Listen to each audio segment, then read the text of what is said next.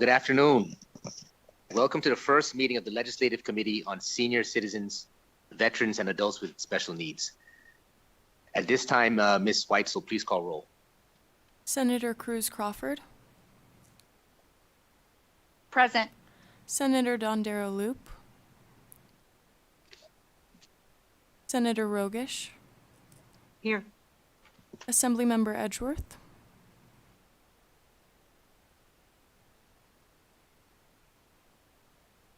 Assemblymember Hunt.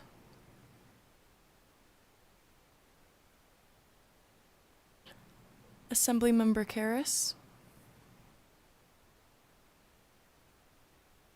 Assemblymember Patchett. Here. Chair De Silva. Present. Madam Secretary, at this time, please mark Senator Dondero Loop absent excused. Okay, at this time, I would like to take a few minutes to allow the members to introduce themselves. If the members would please include the district you represent as well as your goals for the committee during the 2025-2026 interim. And I guess we'll start here with Senator Rogish and move on down the back row, and then we'll go to the front. So, Senator. Thank you, Chair. Well, good afternoon, everyone. It's a pleasure to meet you. My name is Lori Rogish, and I am the senator from District 11, which is in the southern part of Nevada. It's located in the southwest area, includes Mountain's Edge, Blue Diamond, Southern Highlands. And I'm looking forward to finding out a little bit more about what's going on with the programs with our seniors and veterans and adults with special needs. I do have a child with special needs who is an adult now. So we are into that next chapter of finding out what we need to do to help her become as independent as possible. And so I am a very strong advocate when it comes to those folks. And I look forward to meeting everybody and talking to everyone in person. Thank you. Thank you, Chair. Thank you, Chair. My name is Senator Cruz Crawford, and I represent Senate District 1 in North Las Vegas. I am very happy to be here on this committee with the priorities of senior citizens. I recently got a senior citizen when my father-in-law suddenly died right after a session. My mother-in-law moved with us, and we've been navigating the Medicare process. He was also a veteran, so navigating those veteran resources. And so I would like to better connect our seniors with the resources that already exist. In regard to veterans, I am active in the Guard. I am the Equal Opportunity Officer for the state of Nevada. I am recently promoted to captain, and I would really like to expand some of those resources in regard to college opportunities and career opportunities. I know we have veteran resources at each one of our universities, but sometimes they're not staffed at the level to be able to do the appropriate outreach. And last, adults with special needs are very important to me. I am a principal of a school. This is my 11th year leading that school in East Las Vegas that has a primary autism unit, an intermediate autism unit, a STAR program, which includes students with bipolar and schizophrenia, and a deaf community as well, and as well as students with wheelchairs. So I really want to make sure that we get this right, so that when they become adults, that they will be able to have the resources they need to have a high quality of life. Thank you very much. Good afternoon, everyone. I'm Assembly Member Venice Karras. I represent Assembly District 10. It's a central part of the valley, basically from the 15 west all the way up to Cimarron, and pretty much between Charleston and Sahara. It's a little wider on the bottom, but that's basically my district. It's all pretty much old Las Vegas. And my interest in this committee, I am a senior, so I look forward to delving into the issues that seniors are having and furthering the things that we can do for them. Also, I'm a retired member of the IBEW, which does participate in the Veterans Helmets to Hard Hats program. And that's always a great way to transition back into the regular world with a really good paying job. And of course, our disabled community our adults with special needs. We need to do everything that we can. I love seeing our speech pathologists here with their American Sign Language going for everyone. This is a great start, and we need to further these issues. Thank you.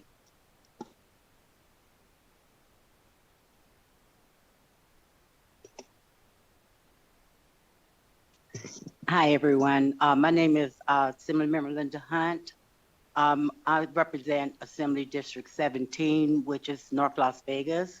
And basically, my district is like a triangle, 215 to the north of Nellis Air Force Base to the east, and Craig to the south, and Commerce to the west. And, you know, I'm a true advocate of the seniors and the veterans. And I'm just, you know, want to dive in and get a little bit more information and, you know, learn more. And, you know, just want you guys to know that, you know, I always have an open door, and, you know, my phone number or my office is always open to you, you know. So I just thank you guys for being here. I really appreciate you guys. And, you know, let's do this. Thank you. Hi, good afternoon, everyone. My name is Assemblywoman Rebecca Edgeworth. I represent District 35, which is down in the southwest. It's Southern Highlands and Mountains Edge, about as far southwest as you can go without being in the desert.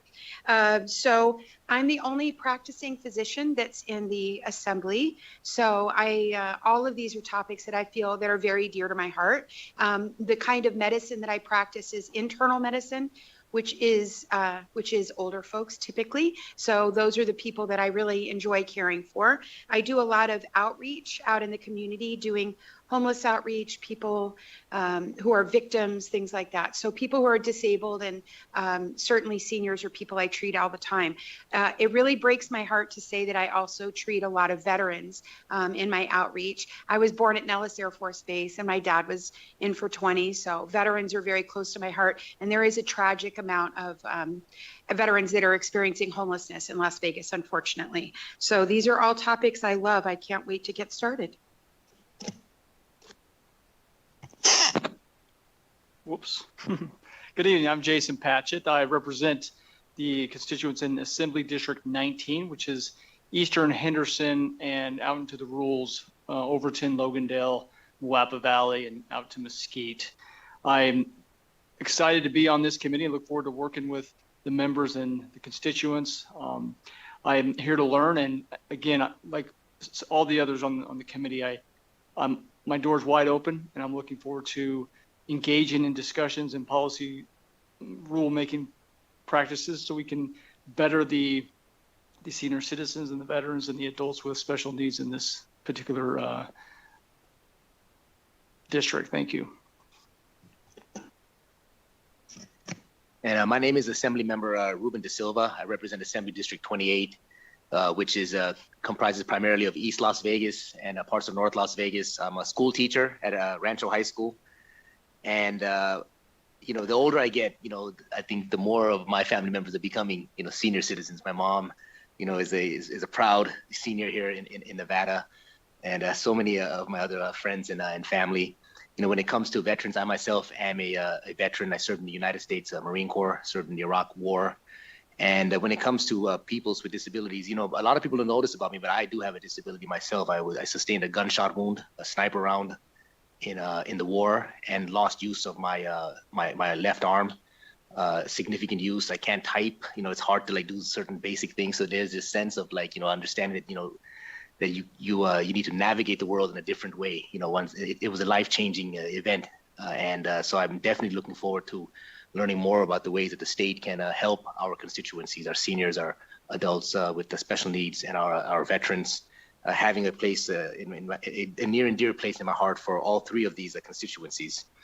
So when it comes to this committee, this is my first time chairing a committee, presiding over a legislative committee here. So I'm a little nervous, and if I mess up, please don't hold it against me. But you know, I know that we have a very professional body here. We're expecting professionalism. We want to encourage questions. You know, I want to see this be as open a format as possible, and also our viewers at home. I know there's multiple ways that you can engage with the committee. You can call in, you can write letters. We want to hear from the people of Nevada. So I definitely want to encourage participation and engagement, and want to let the membership know here that all questions, are welcome. Next, let's have our staff introduce themselves, and we'll start with Teresa Zetwick. Good afternoon, Chair De Silva, Vice Chair Cruz Crawford, and committee members. My name is Teresa Zetwick. I'm rather new to the LCB, so this is my first committee meeting, interim or otherwise, and I'm here as committee co-counsel. Nice to meet you. Thank you.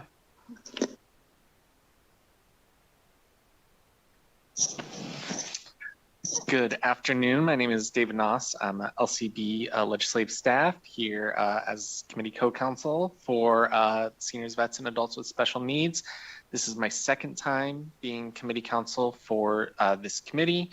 I've also been committee counsel for Health and Human Services the last 2 legislative sessions and this special session we just had.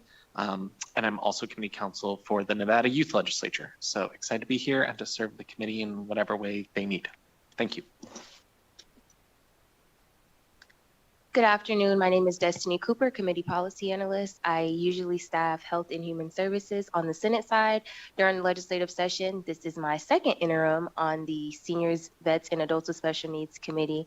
I've been with the LCB almost 4 years and excited to be here to help the committee. I'll pass it to Carson.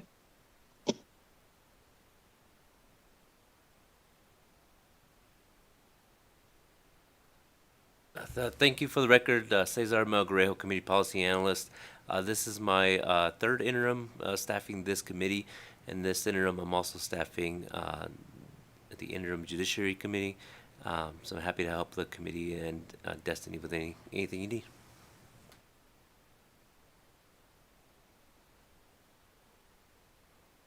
Good afternoon. I am J. Marie Mangoba, and I'm the Principal Program Analyst for the LCB Fiscal Analysis Division. This is my first time to staff this committee, and I'm very excited, and I'm here to help with any fiscal-related questions.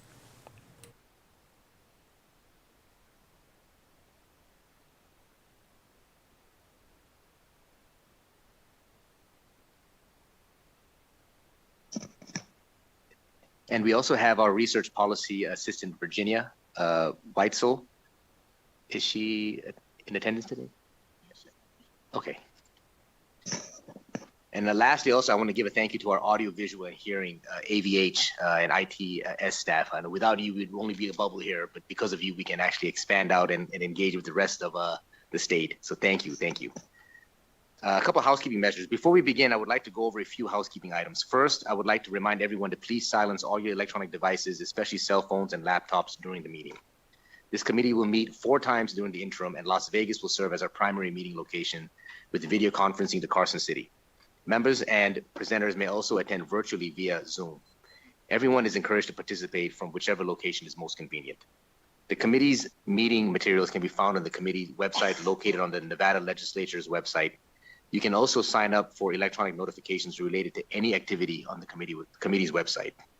If you wish to testify in person, please sign in at the table by the door and leave a business card. If you do not testify, you may also want to sign in so there is a record of who is interested in a particular topic, and in the event the committee needs to contact you later. When testifying in person, please turn the microphone on, speak directly into the microphone, and please turn the microphone off when you are done speaking. We have listeners and viewers in Carson City and online. The meeting is being recorded and is available on the legislature's website. We will have a public comment period at the beginning and end of the meeting. Public comment is limited to 2 minutes per speaker. In addition to testifying in person, members of the public may provide public comment in 4 different ways, all of which are listed on the agenda. You can provide public comment by calling, emailing, and by old snail mail, mailing written comments in to the address provided. You can find the phone numbers, email address, and mailing address on the agenda. With that, let's get started. We'll move on to agenda item 2, public comment. We will start with public comment from those in the physical locations, and then move to public comment from anyone who has called in. Is there anyone in Las Vegas who would like to provide public comment at this time?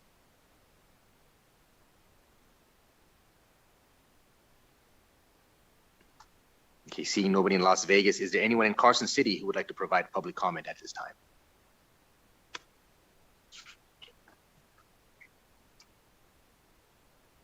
See nobody make a dash to the desk. Our AVH staff will interact with those calling in to make public comment to facilitate participation in this meeting. AVH, please add the first caller with public comment to the meeting. To provide public comment, please press *9 now to take your place in the queue.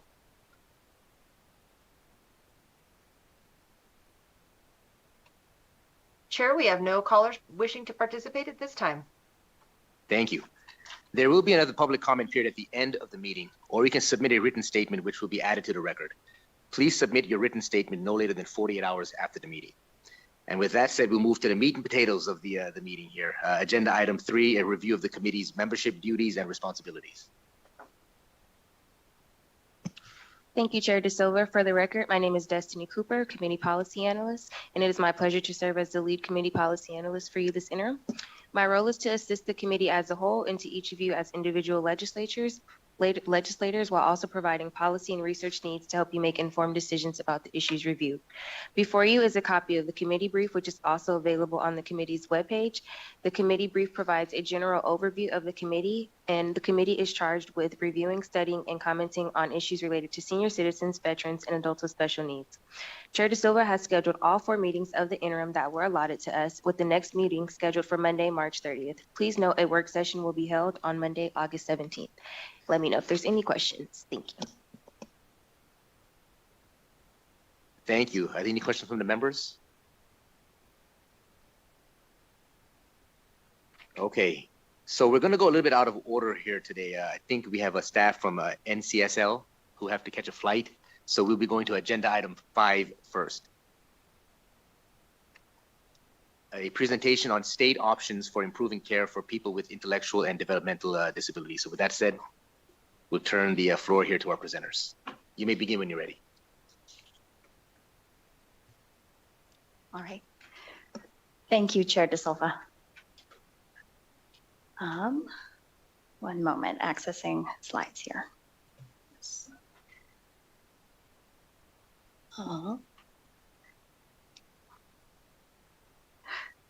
Sorry, I might need a little bit of technical assistance. This is my apologies. One moment. Am I doing this right? And then.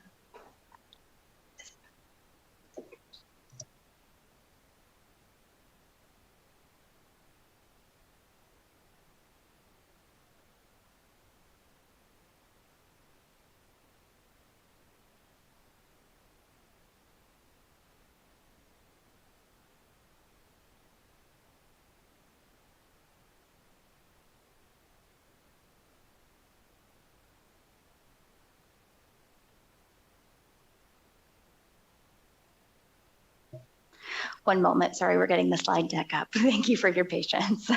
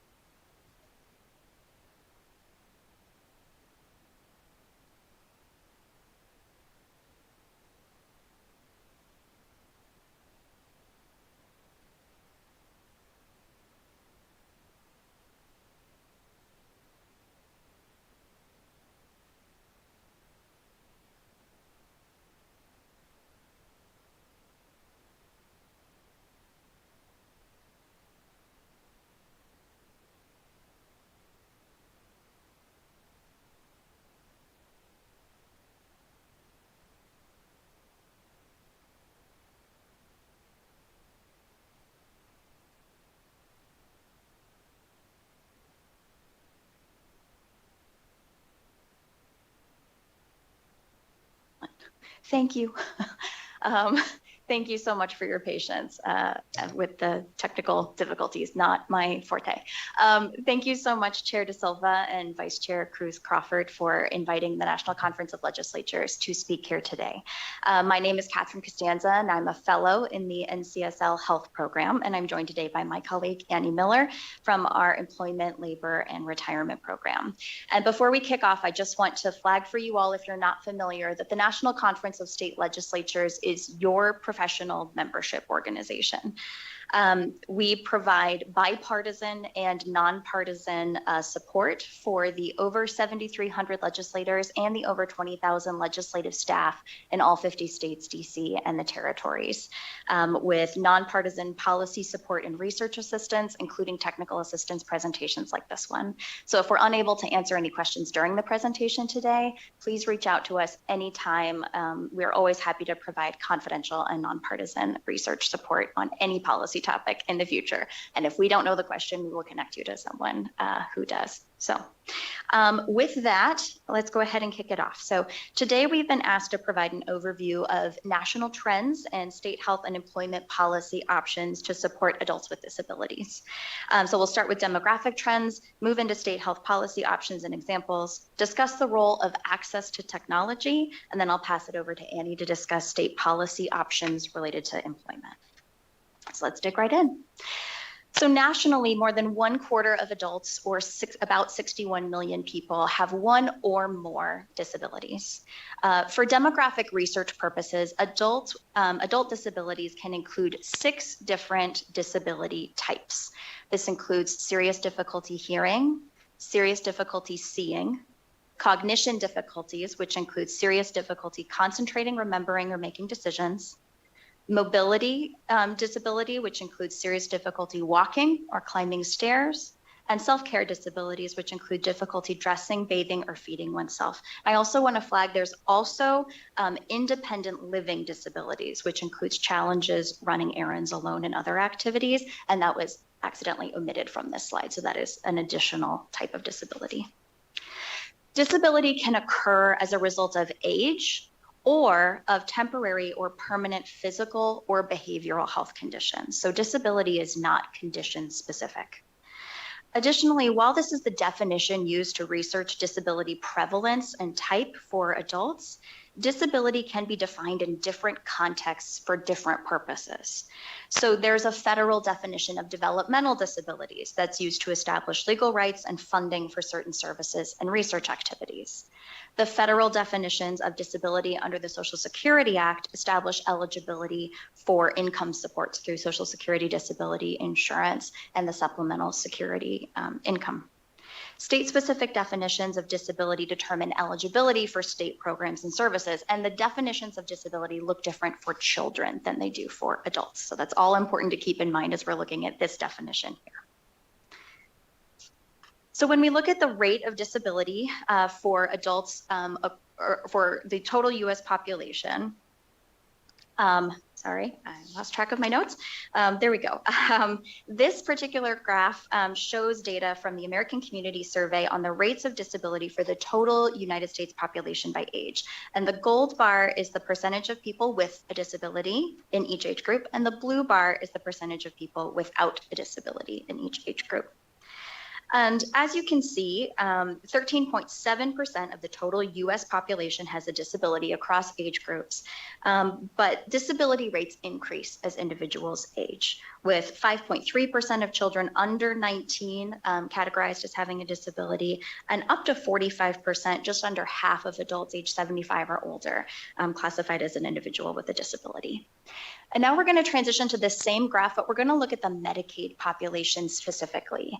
And I'll note that the age ranges that are listed on the next slide are slightly different from the one on this slide, but it's drawing from the same data, the American Community Survey. And what the biggest difference that we see here in the rates of disability within the Medicaid population is that the prevalence of disability in Medicaid enrollees is higher across all age groups, averaging 22%. And this data separates out ages 19 to 49 and 50 to 64, and it doesn't differentiate past the age of 65. So this is not an apples to apples comparison to the last data set. But when we look at it, we see that when we reach 65 years and older, more than half of Medicaid enrollees have a disability. And the rate of disability in Medicaid enrollees aged 50 to 64 is similar to the rates for the total US population at ages 75 and older. So now let's take a look at the breakdown of how many individuals have each type of disability. So those are the 6 disability types we talked about earlier. And while adults can have more than one type of disability, some disabilities are more prevalent than others. So mobility and cognition disabilities account for 13.3% and 13.6% of disability types respectively, whereas self-care disabilities in the total US population only account for 3.6% of all disability types. And again, we're going to transition to look at the prevalence of different disability types for Medicaid enrollees specifically. And specifically, as we transition slides, I want you to look at the scale. So right now we're looking at about 3 to 14% for the total US population. And as we transition to Medicaid, we're going to see that scale shifts pretty significantly to 18 to 53% of the total Medicaid population by type of disability. And it's important to note that this is going to total more than 100% because it's common for individuals to have more than one type of disability simultaneously. According to KFF, 60% of Medicaid enrollees with a disability have 2 or more co-occurring disabilities. And the prevalence trends are somewhat consistent with the non-Medicaid population. So cognition and mobility disabilities continue to be the most common, but independent living and self-care disabilities are prevalent at higher rates than in the general US population. So now let's go ahead and transition into talking about health policies specific to support these populations. And a lot of state agencies and services support the health of adults with disabilities, including your mental and behavioral health services, your aging and disability services agency, who I know you're going to hear from later, social and protective services, vocational and workforce agencies, housing, and the justice system. But you can't talk about health and people with disabilities without talking about Medicaid. The Medicaid program covers more than 1/3 of people with disabilities nationwide. And the reason for this is because this population, people with disabilities are less likely to be employed full-time than their non-disabled peers. And those lower rates of employment mean lower rates of employer-sponsored insurance and access to employer-sponsored insurance, as well as the ability to afford private marketplace coverage. So when we talk about Medicaid coverage for people with disabilities, you'll often hear the term long-term services and supports, or LTSS. And that is a group of services that includes institutional care provided in nursing homes and intermediate care facilities and some other facilities.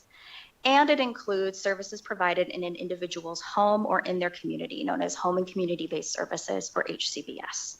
And these services are intended to support individuals and provide in assisting with their activities of daily living. Now, the important thing to know about Medicaid long-term services and supports is that they're not available to every Medicaid enrollee. Typically, an individual has to demonstrate that they meet what's called an institutional level of care in order to qualify for those services.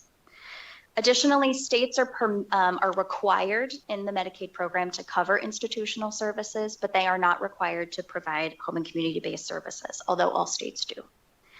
Institutional care is far more expensive than care provided in the home and community. And states have a variety of flexibilities through which they can deliver home and community-based services, including what's called the Medicaid state plan. So that is a benefit provided to all enrolled Medicaid beneficiaries, or home and community-based services waivers, which provides a targeted an enhanced set of benefits to a targeted population.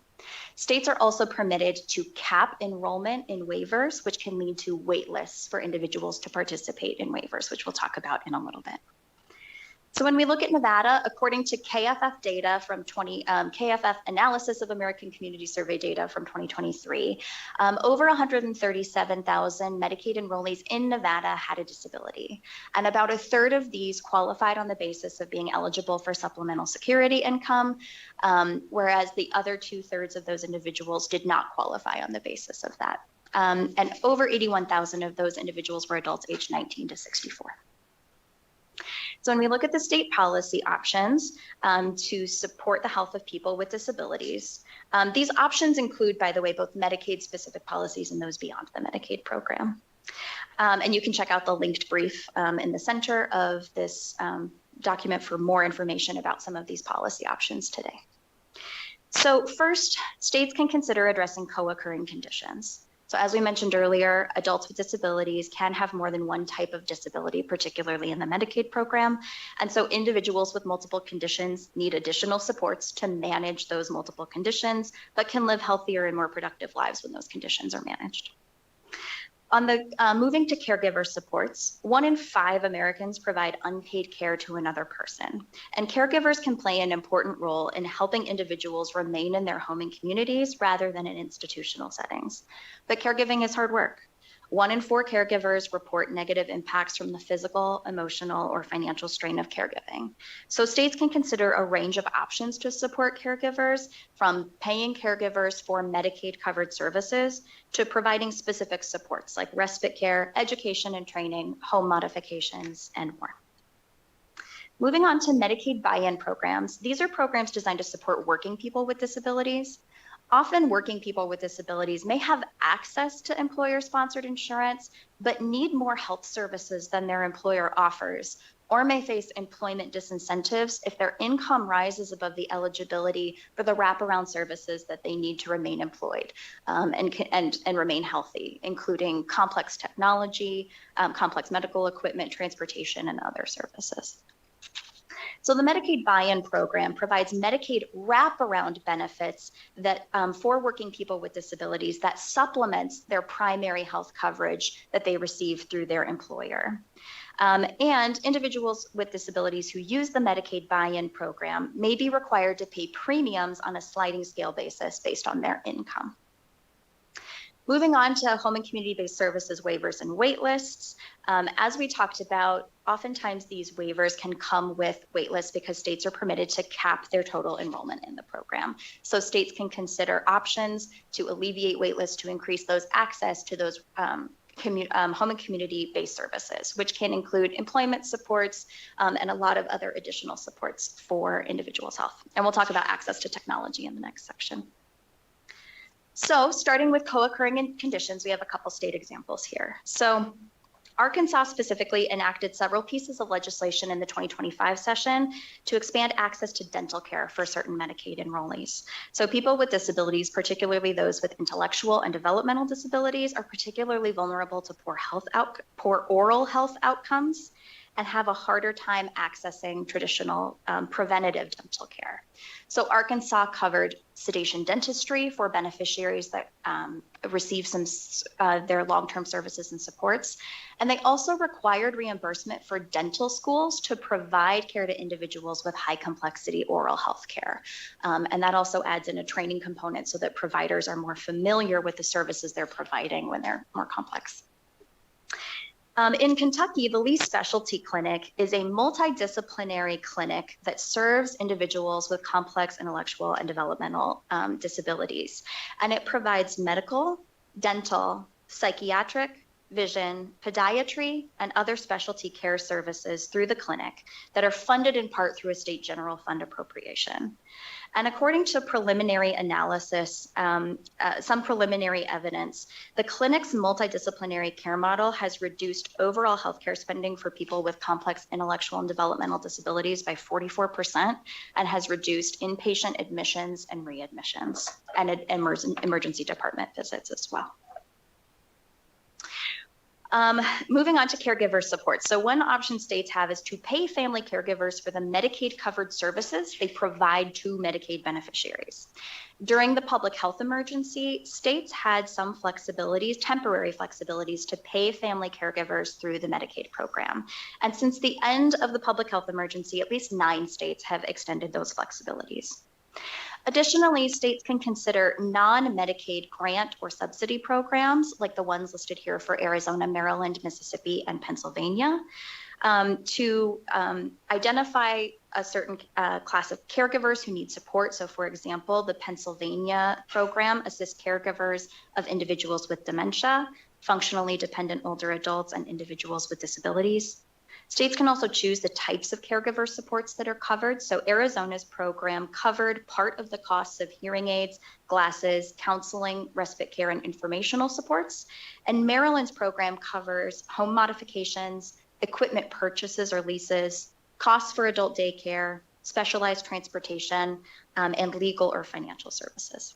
And states can also choose the type of financial support, covering some or all of the costs of certain services or capping benefits at an overpayment limit.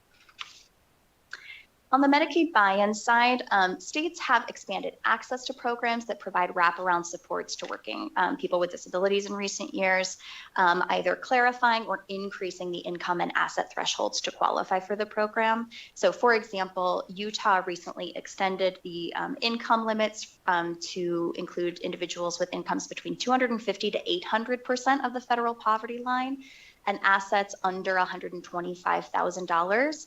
And it also does require cost sharing on a sliding scale basis.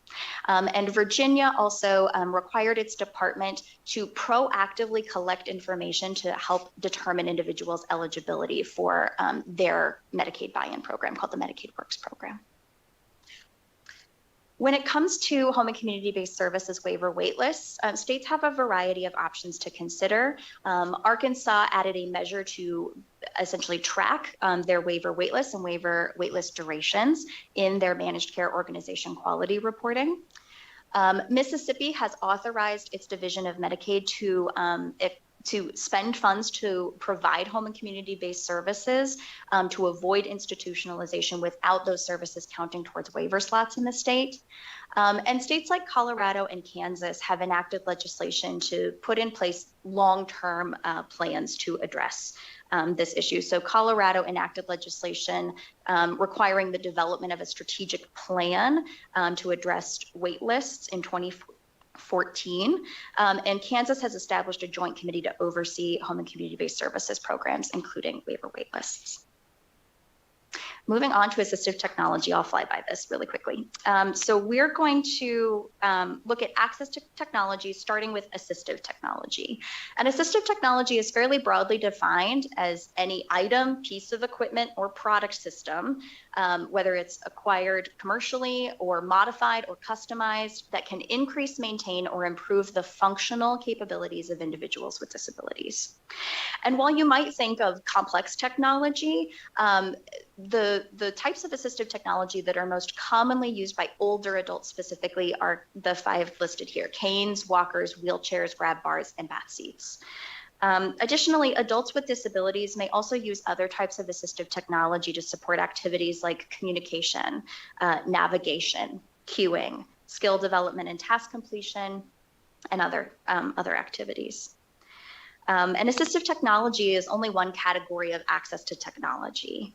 According to the Pew Research Center, adults with disabilities are also less likely to own a computer or smartphone, which can obviously impact other aspects of daily living. So when we think about the full range of technology that can support independent living and employment for individuals with disabilities, there's a wide range of technologies to consider.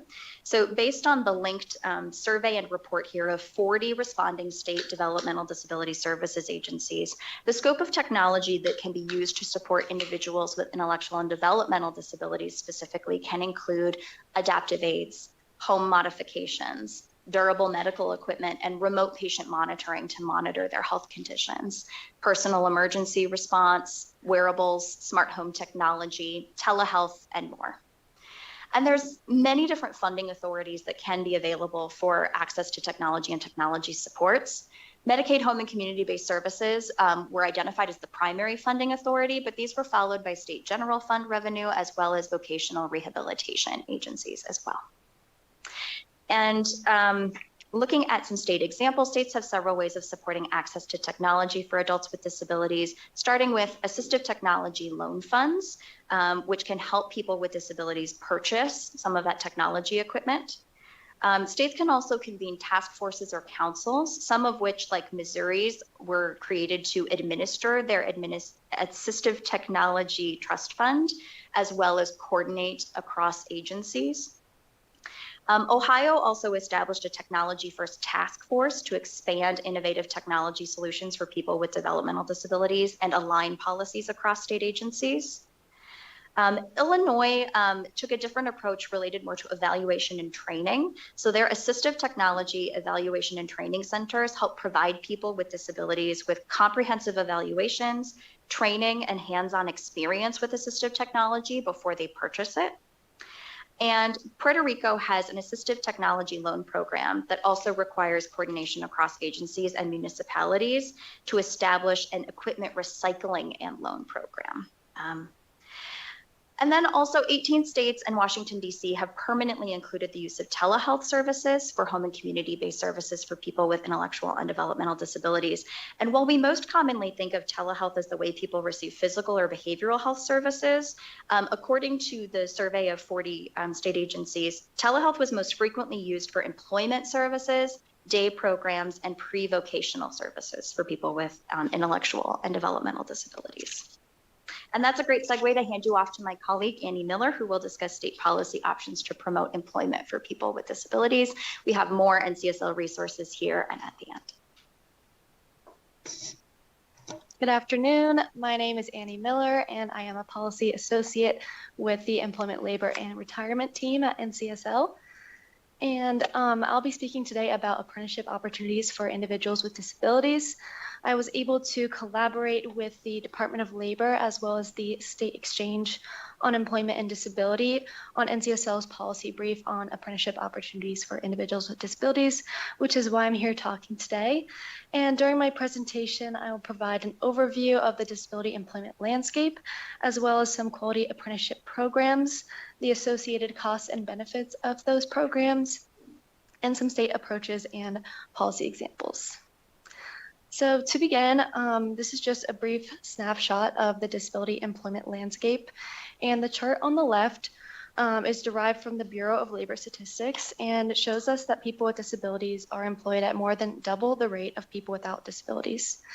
We also know that workers with a disability are nearly twice as likely to work in part-time roles than workers with no disability. And the same dynamic applies to education attainment rates.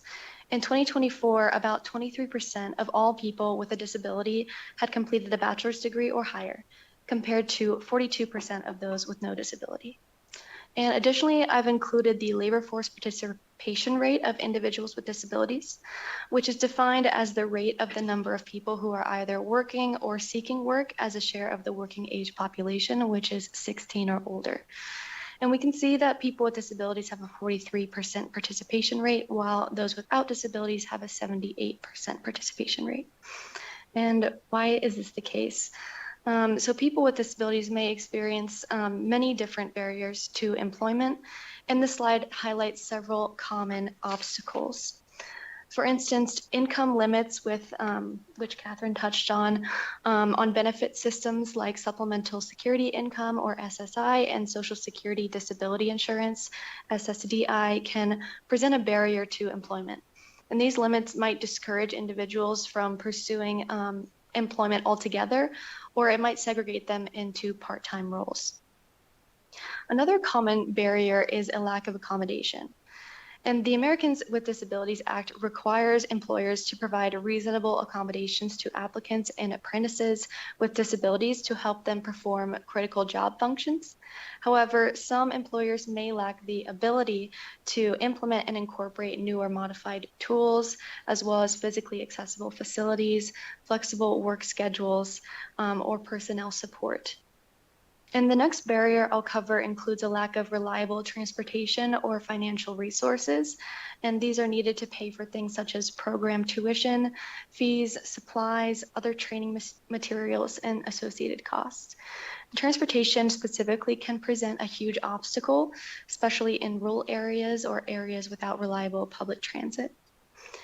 And equally important are accessible wraparound support services and pre-employment transition for individuals with disabilities.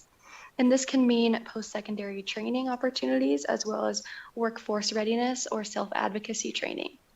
And these training opportunities can really assist individuals with disabilities with their own career exploration, as well as their job search and job placement, and coaching to help them excel once they're already in those roles.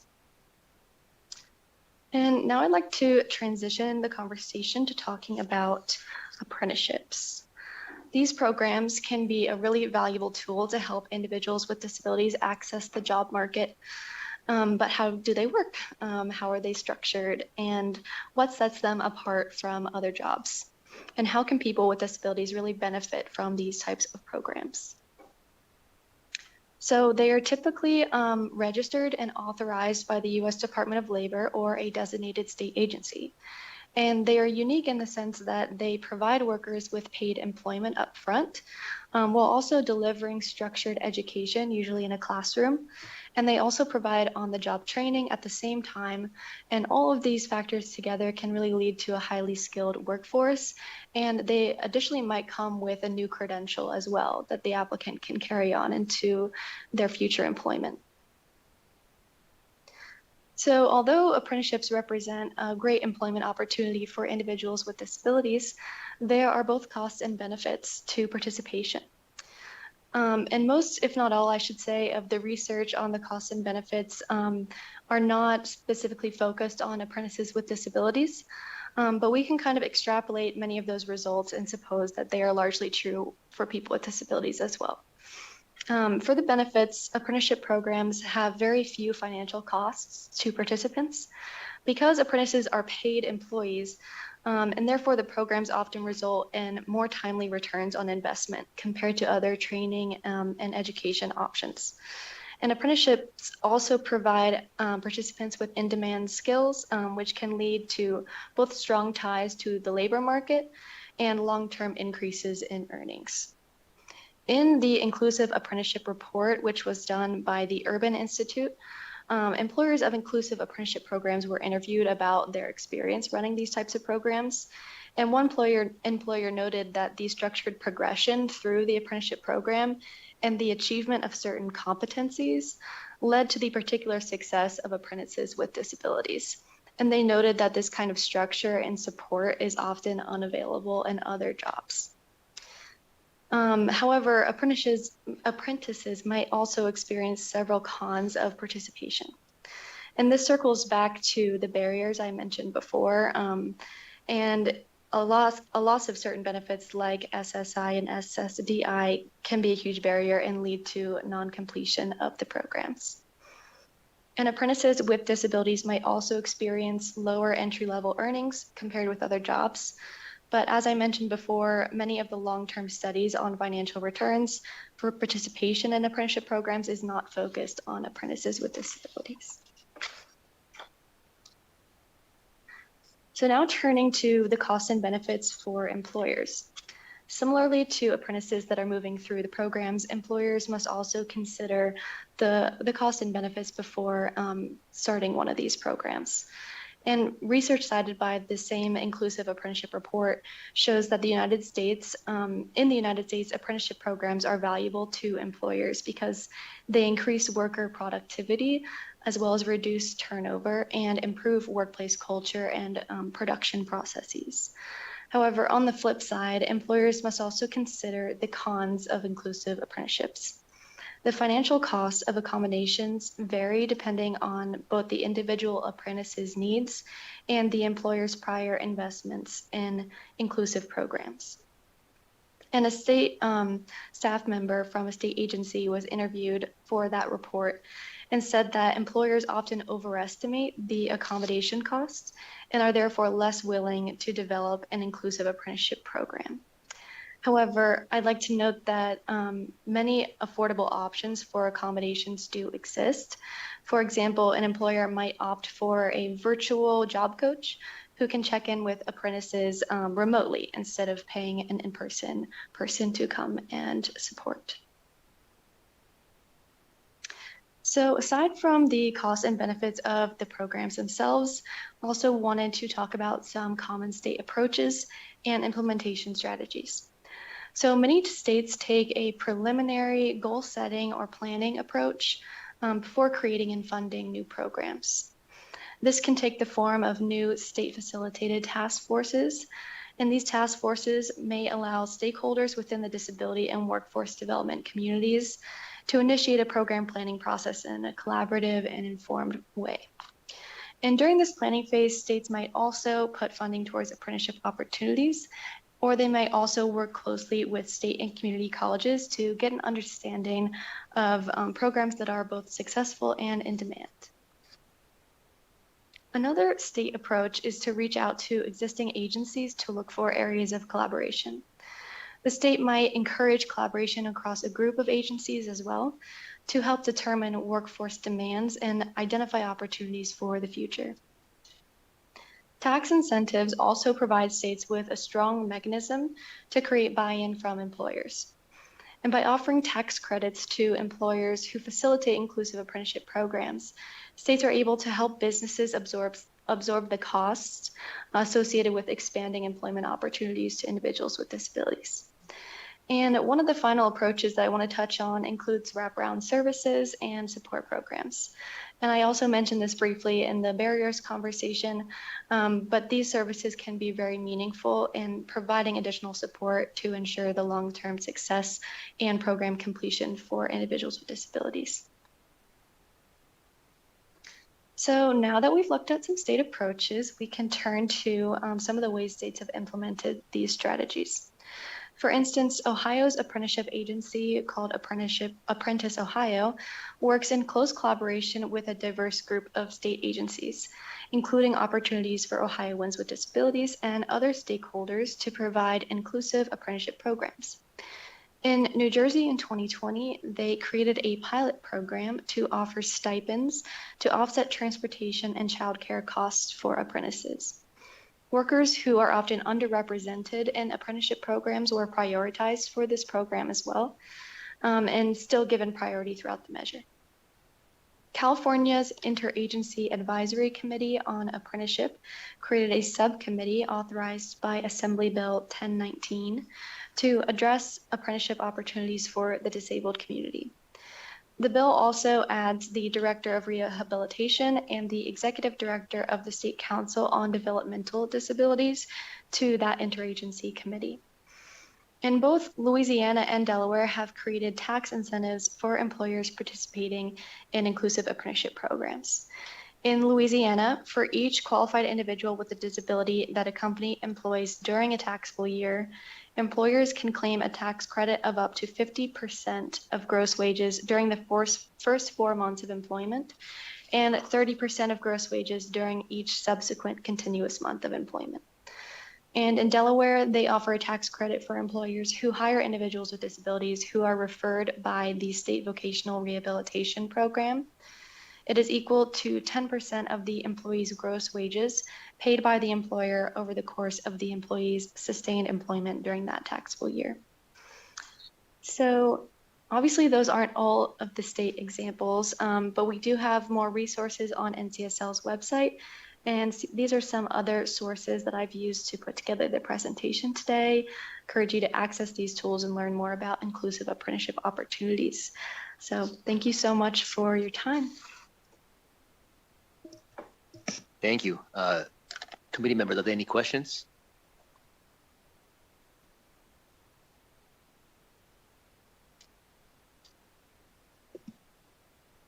Senator Rogich. Thank you, Chair. And thank you for the presentation. It was very informative. Being new to this, and I'm sorry if this is a silly question, but does Nevada have a Medicaid buy-in program in place? Thank you, Chair, and thank you, Senator. I should know the answer to that question, and I don't, but I will follow up with you afterwards and confirm. I believe most states have one, but I will follow up and confirm with you. And then may I just follow? So, and again, I'm sorry if it's a question that should be easily answered, that I should know. If you can just clarify a little bit more about how other states and perhaps Nevada as well is addressing this benefit cliff that you were discussing, where individuals increase their earnings through apprenticeships or work, and that jeopardizes them receiving certain benefits. So it sounds like it's just a very fine line there. And is it these wraparound services supplementing them in order so for them not to have to pay out of pocket? Or I'm just trying to get an understanding as to how this is working. Yes, so the that is a huge barrier, what I mentioned about the income limits on benefits. I haven't seen specific state legislation tackling this issue directly. And if there are examples, I can search for those and follow up with you. But I know that it is a huge barrier, and it is something that programs are always trying to work around through those support systems, and to try to make it more accessible. No, I'd appreciate that, especially now, we're hearing about how costly just the standard of living is, and I'm assuming the impact is even harder on the certain population, whether it be seniors, veterans, or adults with special needs. So. And one thing I'll add to that is we do have colleagues that cover benefits cliffs specifically, and I know we have some existing publications and resources. So even though we are not experts in specifically the benefits cliff topic, we can share some of those additional resources with you after the presentation. Members, any further questions? Yeah, I have a quick question. So when it came to the dental care, and I know we looked at several states here and some of their programming, was the funding, was it provided by federal grants? Did it come from general funds, or was it a mix or amalgamation of both? Can you just extrapolate a little bit on that? Thank you. Thank you, Chair. So the Arkansas example specifically, the coverage that they provided was specifically through the Medicaid program. So it was, Medicaid is jointly financed by both the federal and state governments. So it's a mix of the state's federal match and own state financing for the program itself. That's how it was funded, was out of the Medicaid budget.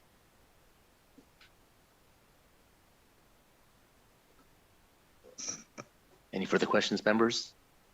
Okay, with that said, I know you have a flight to catch. So thank you again for visiting us, and thank you for being here today, and safe journey back home. Thank you. Thank you, Chair, and thank you for the members of the committee. Okay, next we'll go back to agenda item 4, which will be a presentation on the state of disability in Nevada and an overview of programs and services. Our presenters will be representatives of the Aging and Disability Services Division of the Department of Human Services. So with that said, whenever the presenters are ready, we can begin.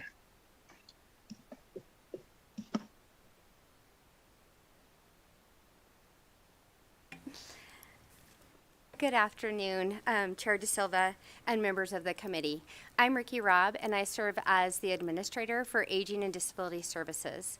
And we are happy to provide you an overview of services and the programs that we provide through Aging and Disability Services, and I will reference it as ADSD. On our agenda today, we're going to talk about details that will include population data, our mission and vision, programs and services that we offer by Aging and Disability Services, our program participation, our organization and the oversight, recommendations, and legislative updates. Also, I have our executive staff here that will be available for questions as well at the end of the presentation. But in the interest of time, I'm going to allow all of you to be able to look at the mission and our vision. I think the main thing for us today, we want you to understand that we support individuals through the lifespan, so people of all ages with disabilities, older adults, and family caregivers. And I know you guys have a long agenda, so I want to make sure I'm respectful of that. Our adult population, we're in line with the national averages, and so you'll be able to see that as of 18 to 34, 35 to 64-year-olds, 65 to 74, and then that older population, 75 and older. And again, we are in line with the national averages, but this is our population throughout Nevada.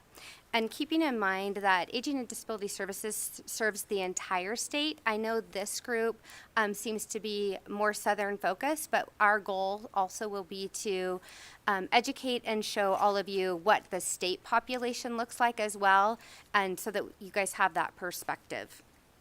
And then on slide 5, you'll see the 2024 census data, and this is broken out by disability and age group. And this is really important because we do serve the lifespan in all age groups and multiple disabilities. And then you'll also see the disability types. And so This is more of a grouping. So you may have a specific disability that you're interested in, but it would be within this group. So just keep that in mind as you're looking at our data. And then this is just the overview of our programs, but I'm going to speak to the different programs that are serving this population. Again, we also serve the under 18 through our developmental services, the Autism Treatment Assistance Program, and then the Nevada Early Intervention. So please keep in mind, this is really the over 18 population. Our programs and services start with our Adult Protective Services, which is known as APS. It used to be under Elder Protective Services until we expanded to that 18 and over group. So the individuals who are, the vulnerable populations. And this group is where we work to ensure that safety and well-being of every person served with protective intervention while safeguarding their civil liberties. It's really important to know that many people believe that this is similar to like child protective services, but the Adult Protective Services program is a volunteer program. So when we receive a complaint or concern by a constituent that maybe there's a report of abuse and neglect, self-neglect, exploitation, isolation, and or abandonment, the individual that we meet with, they have to agree to be a part of the Adult Protective Services. We don't have the authority over an individual who has the ability to make decisions for themselves. So just wanting to make sure that people understand that Adult Protective Services is not the exact of Child Protective Services.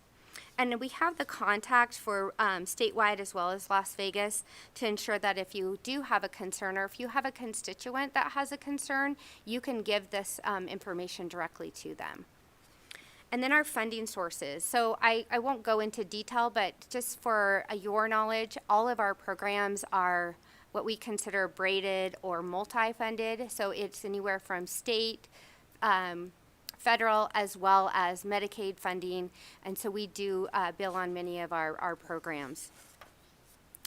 Are currently serving for Adult Protective Services. You can see on the right-hand side, it talks about the actual open cases, and then we have a breakdown on the left. Sorry that I was not reading this left to right for you, but I wanted to be able to show you that our current services are on the right, and then our overall state fiscal year services are on the annual on the left-hand side. So our total from this fiscal year, we are at 5,172 cases that we have opened throughout just this first part of the fiscal year. And then our largest program is developmental services. And developmental services, as we call DS, supports individuals with intellectual and developmental disabilities of all ages. And we provide family support programs, employment and vocational training, and residential programs so that individuals can gain independence in their own homes and communities. And so the piece that we really focus on is we want an individual to be able to make decisions based on their choices and what that looks like as an individual living independently. I think so many times people believe that these individuals have guardians or they're not capable of making their own decisions, but it's really important to know that they are a part of that and that's their right to be able to make decisions as an individual. And then the developmental services in Las Vegas also operates the one intermediate care facility, and that is in Las Vegas. It provides 24-hour services focused on active habilitative treatment to promote functional skills and increased independence. Currently, we're licensed for 43 beds, and I believe that census is pretty close to 43 at this time.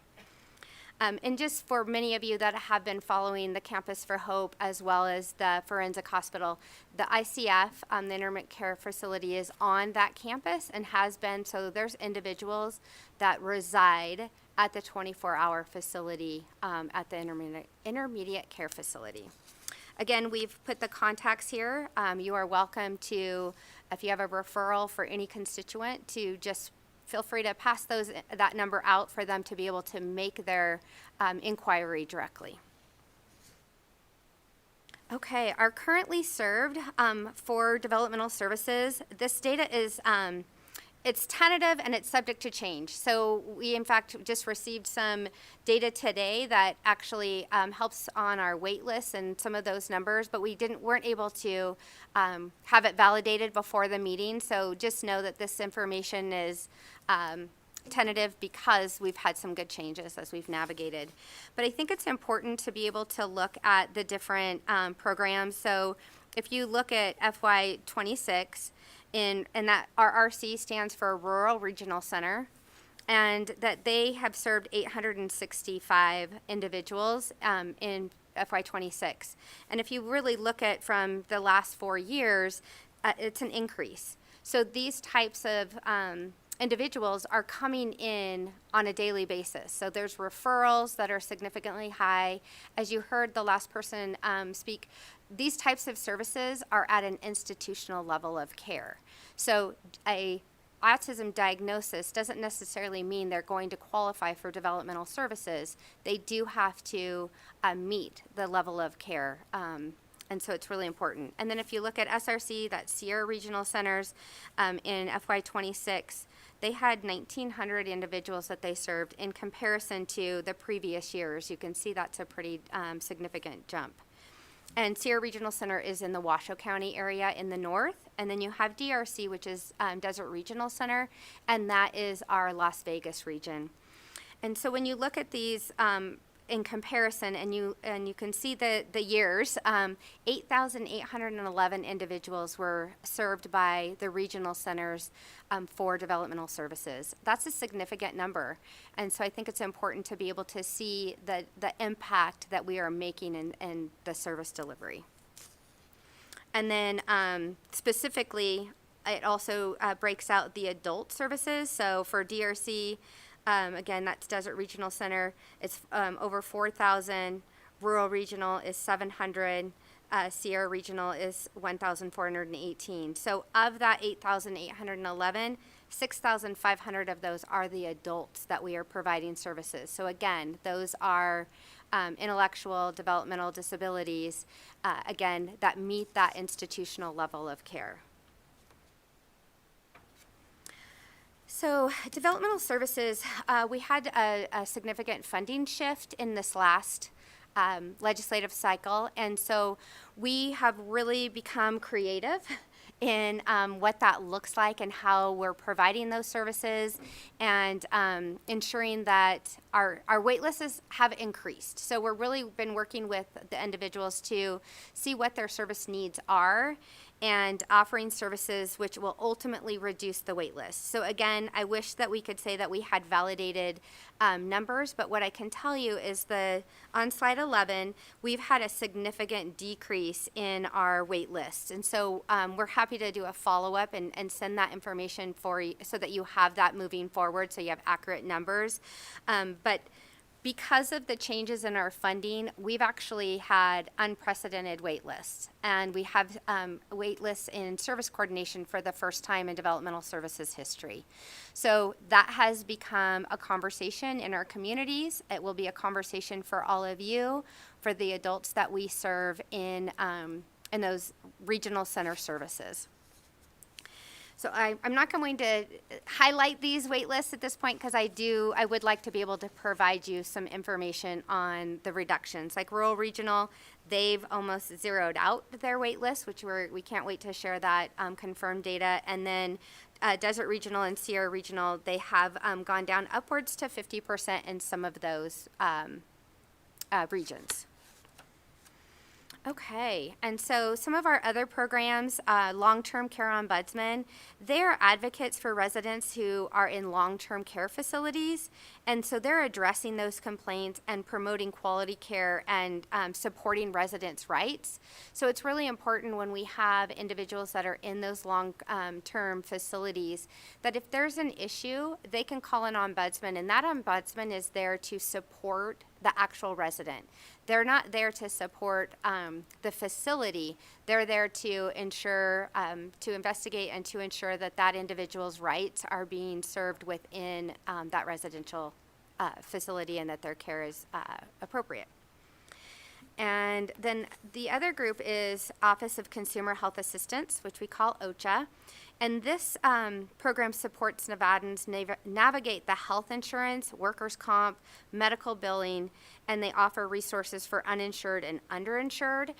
And anytime you receive an explanation of benefits, an EOB, their contact information is on your EOB. So any resident that is questioning a billing, if maybe it was much higher than they had expected, or there was a service that was stated on their statement that wasn't provided, the OCHA advocates can support them in navigating that, and they will actually work with the insurance companies, the medical providers, to ensure that that data is accurate and that the individuals are paying for what they actually received in that medical care.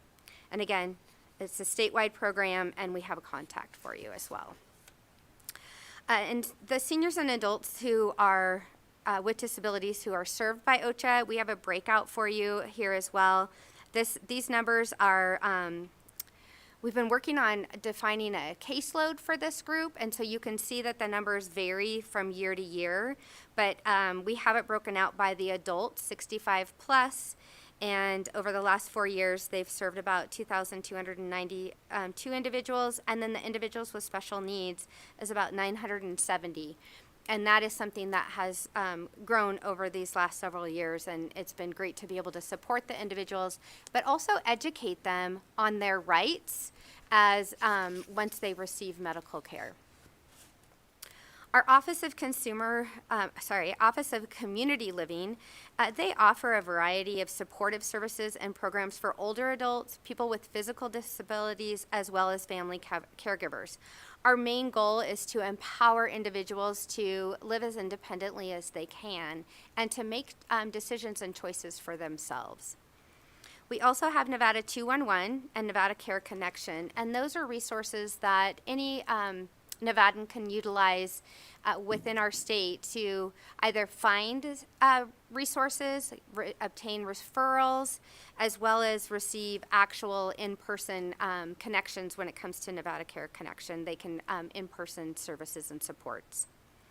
We also have the PAS program, which is Personal Assistance Services, and the Community Options for Elderly, which is COPE. And those are state-funded in-home care programs to avoid nursing home placement. Again, ADSD's goal is to support individuals in living in their communities as well as living as independent as possible. We are the operating entity for 3 of the HCBS Medicaid waivers. So the frail and elderly, you'll hear it referenced as the FE waiver. Individuals age 65 or older at risk for nursing home placement. Waivers for persons with physical disabilities, so the PD waiver. Individuals with a documented physical disability at risk for nursing home placement, as well as the Structured Family Caregiving, SFCG waiver. Individuals age 21 or older with a diagnosis of dementia or at risk for nursing home placement.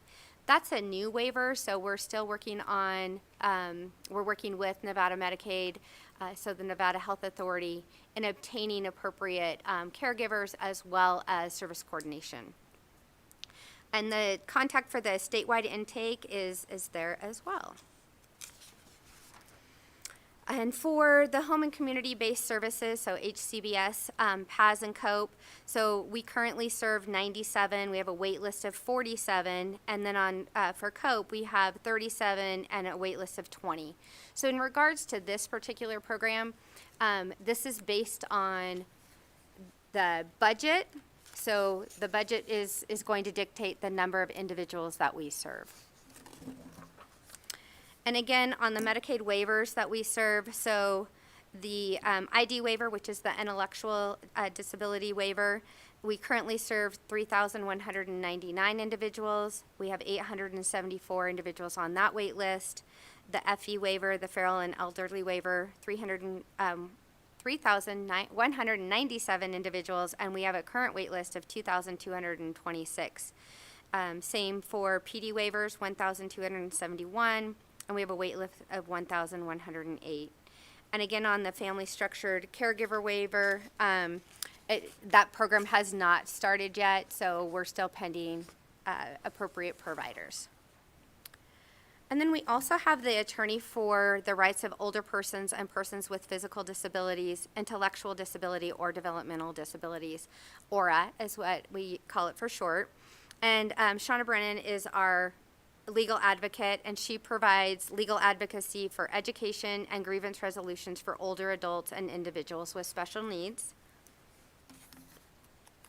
And on the next slide, it really shows what the program is able to do. And I can say during this new structure with Shauna, we've been able to really develop and work the core operational framework. So including intake protocols, referral pipelines, and MOUs to streamline service delivery to the frail and older persons. They also identify legal issues, mitigate or refer to legal services, and providers to improve client outcomes. And then we have the types of matters that the ORA office has been working through the past 2 years.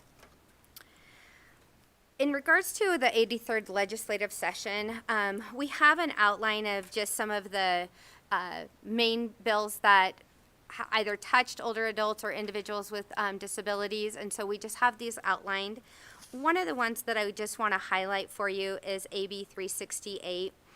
And in regards to this, you know, we've heard individuals speak that there are barriers to this, and this is where a guardian or an individual could request to have an electronic communication device in their room.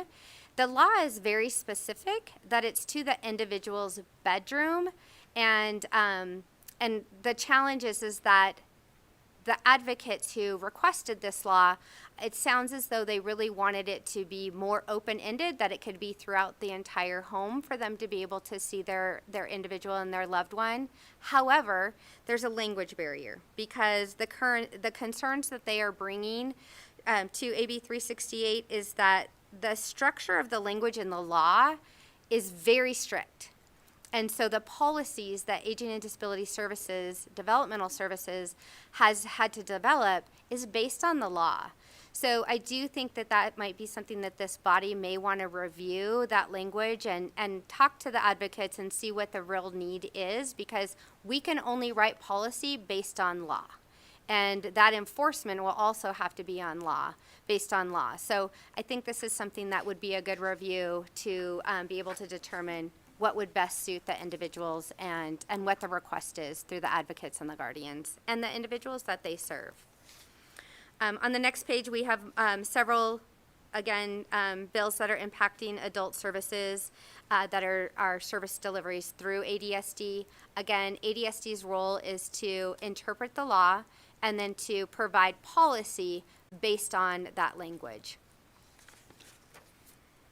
Okay, I'm going to take a breath here.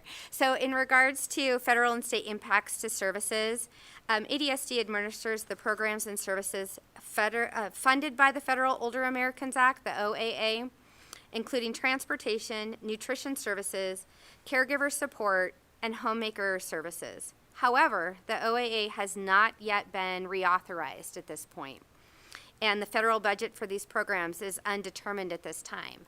So we are unable to make decisions on those federal programs until we actually have the authorization and that the funding levels have been determined. So we just want this body to know that we are working closely with our federal partners, and as soon as we have that information and the details from the budget, we will obviously continue to communicate that out and then also ensure that the appropriate service delivery is managed through that federal grant and requirements.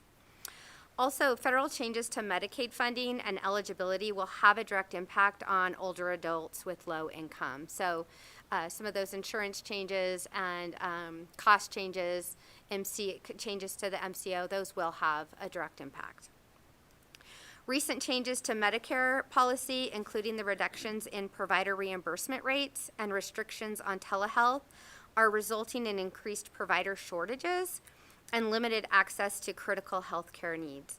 So you will hear from Department of Human Services, Aging and Disability Services, really that entire group, where we do have provider shortages. And unfortunately, the changes to Medicaid and to Medicare has had a direct and will have a direct impact to our provider capacity, which means we don't have enough providers to support the individuals that live in our state.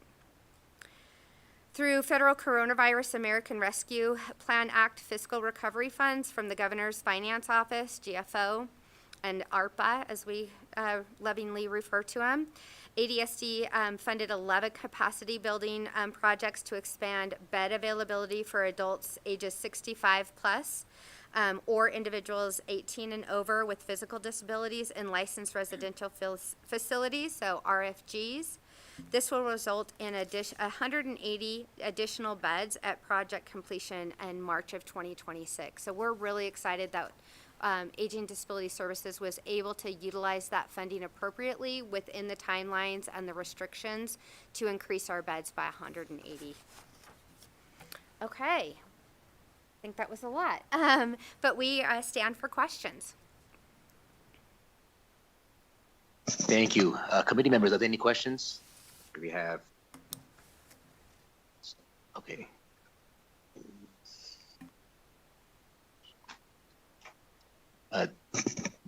Senator Edgeworth, will you also did you also have a question? Okay, let me make a note here. Thank you, Chair. Thank you for the presentation. This is really important information. I love that. I've personally used the OCHA, O-C-H-A. We used to call it GovCha. I don't know. It's very useful. My clients have been really happy with what you've been able to do or how you've been able to help. So I have two very quick questions, if it's okay with the chair. Hopefully it is. My question number one is that I'm very proud to have brought the bill AB 161 that has to do with hospice care. And it was meant to address the sad state of hospice care that's happening, particularly in Clark County. And I wonder if you could just tell me who I could talk to about how that's being implemented and who might be, and the ramifications that might happen if people aren't implementing the things that are set out in that law.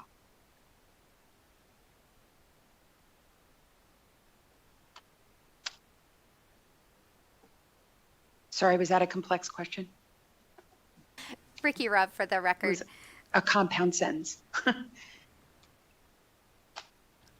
Yeah, so, and my apologies, again, Ricky Rubb for the record. It impacts our population, but we are not directly in the implementation. So if you don't mind, I would love to be able to go back, get you an appropriate contact and make sure that you have that information. So again, it impacts our population, but this is not necessarily a bill that we will be the one implementing based on the hospice care and the facilities that provide that.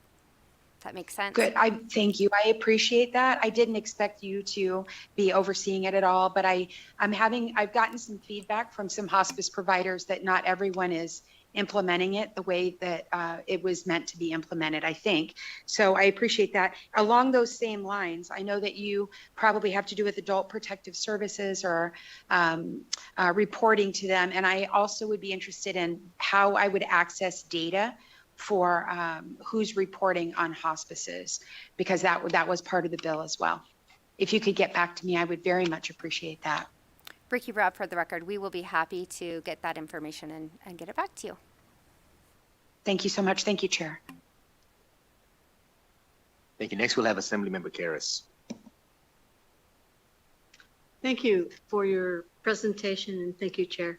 I'm a little concerned with the wait list that you have on almost everything. Some are going down, but most are not. I'm looking for the best ways that we as a committee can help you and your group do better for the people of the state. So obviously one component is probably going to be more funding. Would you need it more for staff or is it equipment? Is everything stalling in assessment protocols to be able to help people? Give me an idea. Thank you. Ricky Rubb for the record.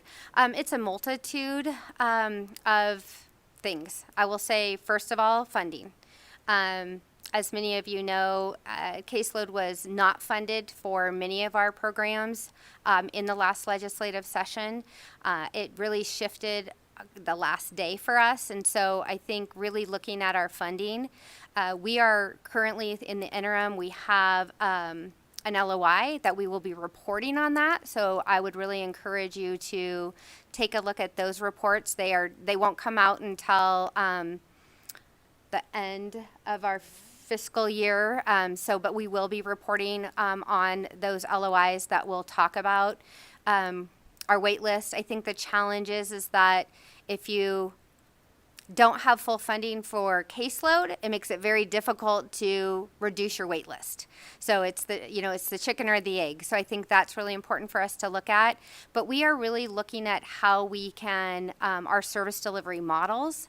And so once we have that information, we're working with Nevada Health Authority, along with Sellers Dorsey, to be able to look at the models that we currently use to see if there's some improvements or things that we can do differently.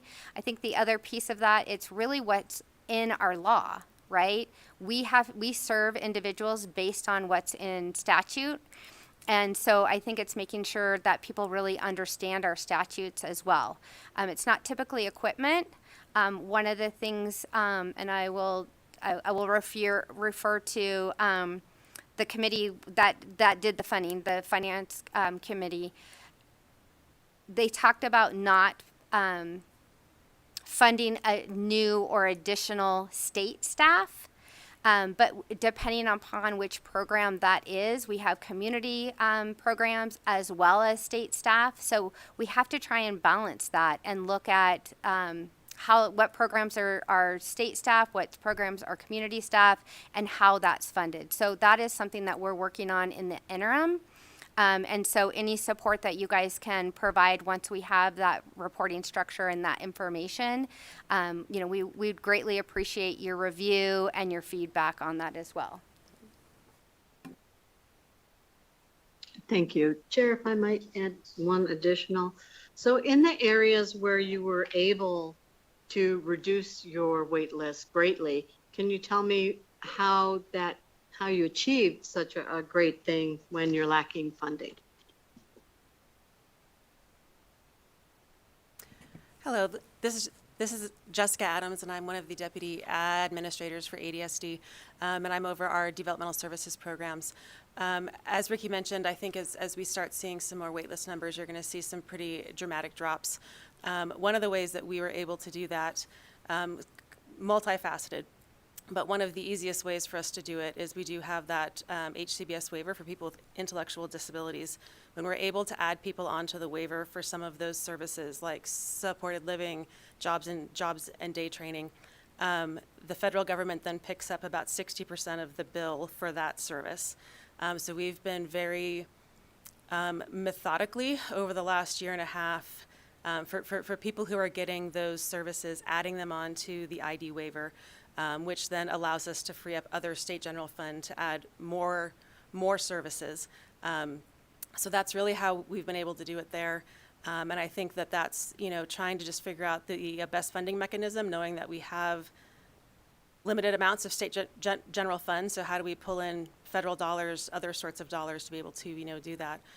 The other piece that we've been doing is some very specific look at all the different service authorizations, making sure that people are in fact authorized for services at the levels that they should be, meaning that we're not paying too much for service. People are still getting the service that they need. So there's been a lot of work going on around that the last year and a half. And we actually did get funding this last session for a standardized assessment called the Interim, which is scheduled to start this coming July. That will really be the first time that our state will have a standardized assessment for people with intellectual and developmental disabilities to tell us the types of activities of daily living and instrumental activities of daily living that they need the most help with. So that will really kind of also help guide us with the types of services people need, the amount of services that people may need. So it's really just been a lot of work and kind of looking at how we are authorizing services, trying to shift as much funding to the federal dollars as we can, and it has resulted in us being able to add some new people into services more than we've been able to do for about the last year. So it's been a nice change for us to be able to do that, but it's certainly not going to get rid of all of the wait lists. Thank you so much, and efficiency on a job well done. Thank you. Okay, next we'll have Assemblymember Hunt. Thank you, Chair, and thank you for the presentation. I have like a two-part question. Can you answer me? How many youth are you currently serving right now? And the second part to that question is, what part of your budget is allocated to the youth programming?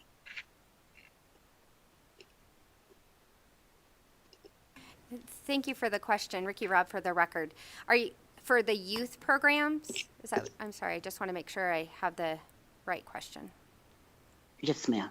Okay, so we only reported on adults today, but we're happy to get those numbers for you. Thank you.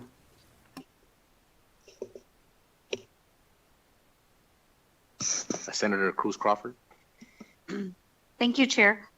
My question was regarding slide 20. You talked about the recent federal changes for telehealth, Medicare billing telehealth. I know, I think earlier this month, they extended that through December of 2027, the telehealth policy. So I just want to make sure, because I know that's a huge cost savings for us. Can you explain if that's something else or if I missed the mark?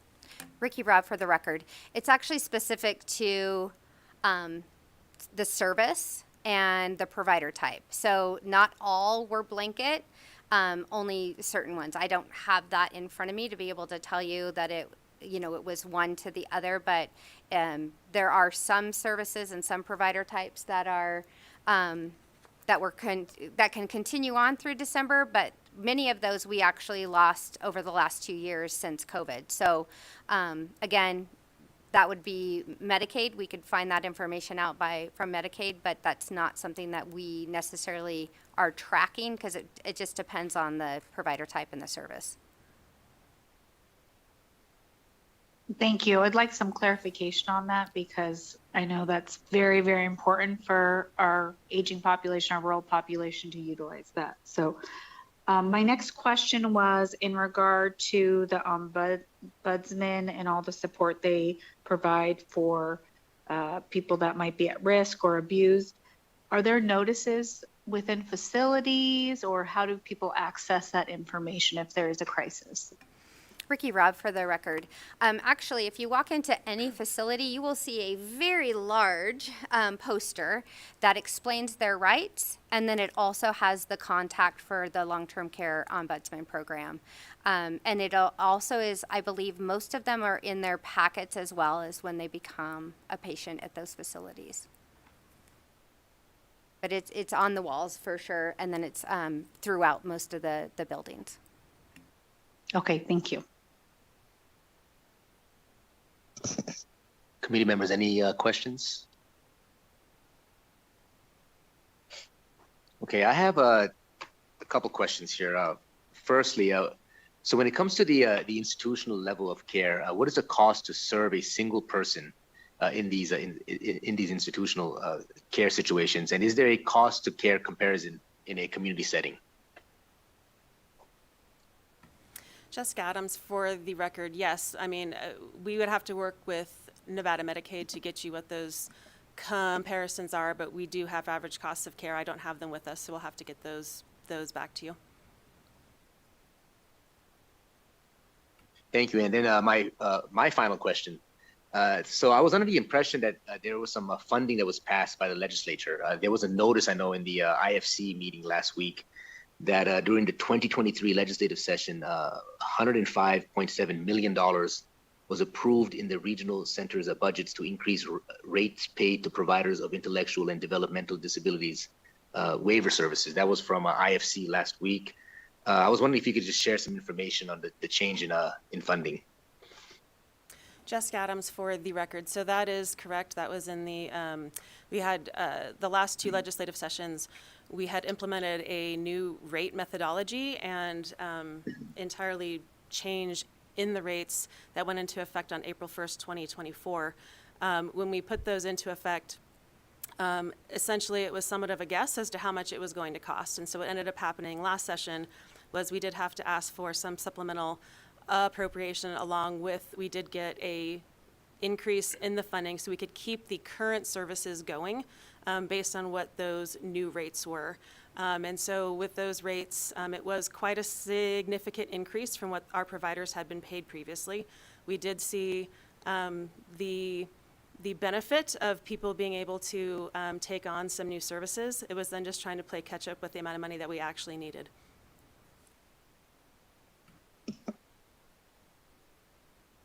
Thank you.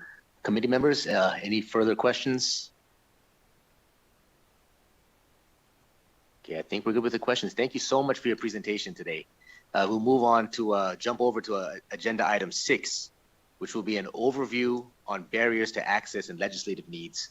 Our presenters today will be representatives from the Las Vegas Deaf Seniors and the Nevada Commission for Persons who are Deaf and Hard of Hearing. With that said, presenters, you have the floor.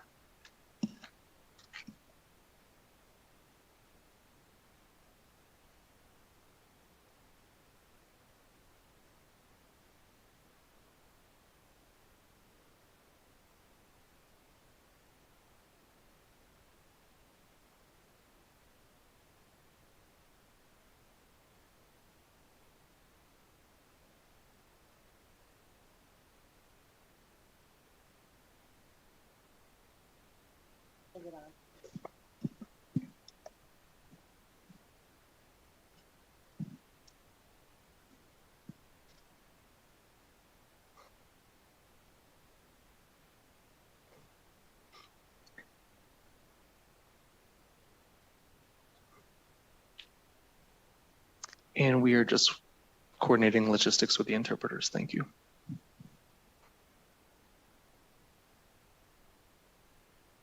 Hello, I am Obi Omar Officer. I continuing to support the accommodations. Thank you.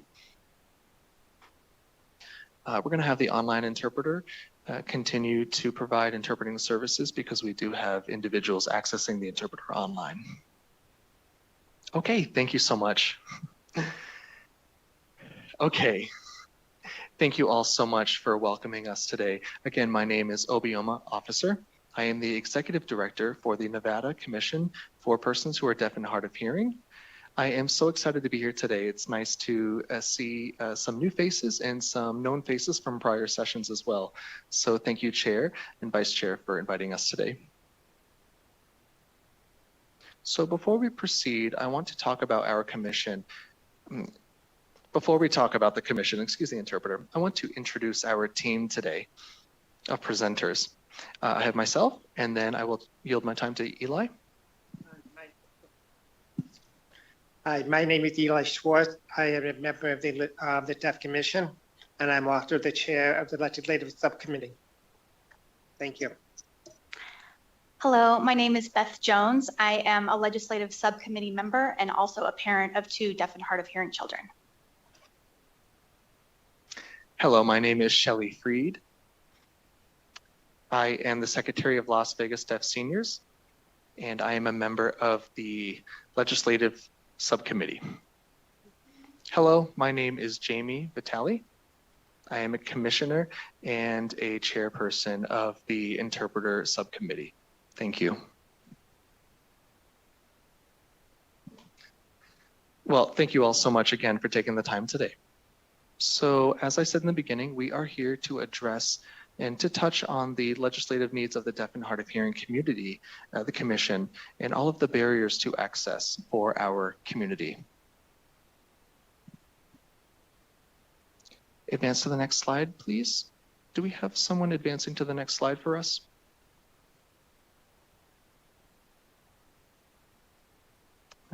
I believe it's on this laptop.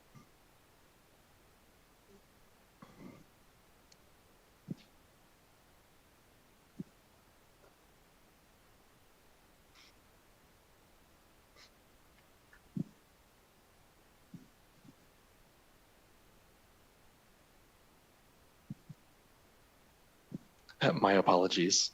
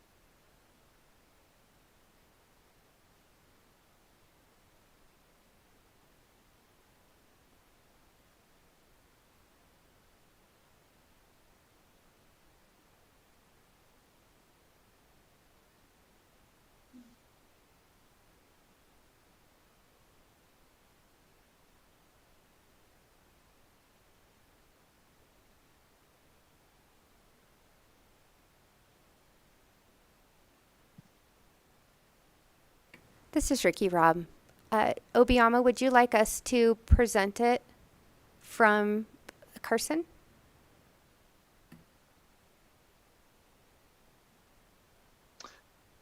We actually were able to get this worked out, I believe. Are we good? Okay, thank you so much.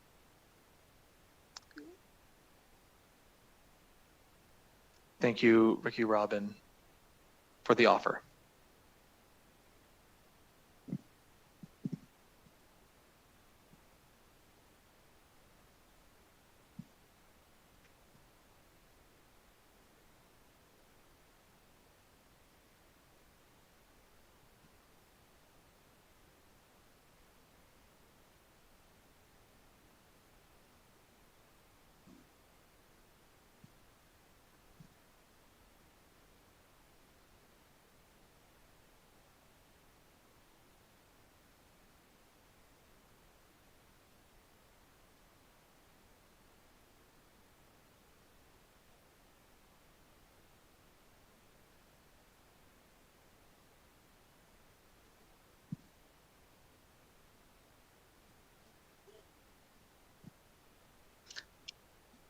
Okay, yay.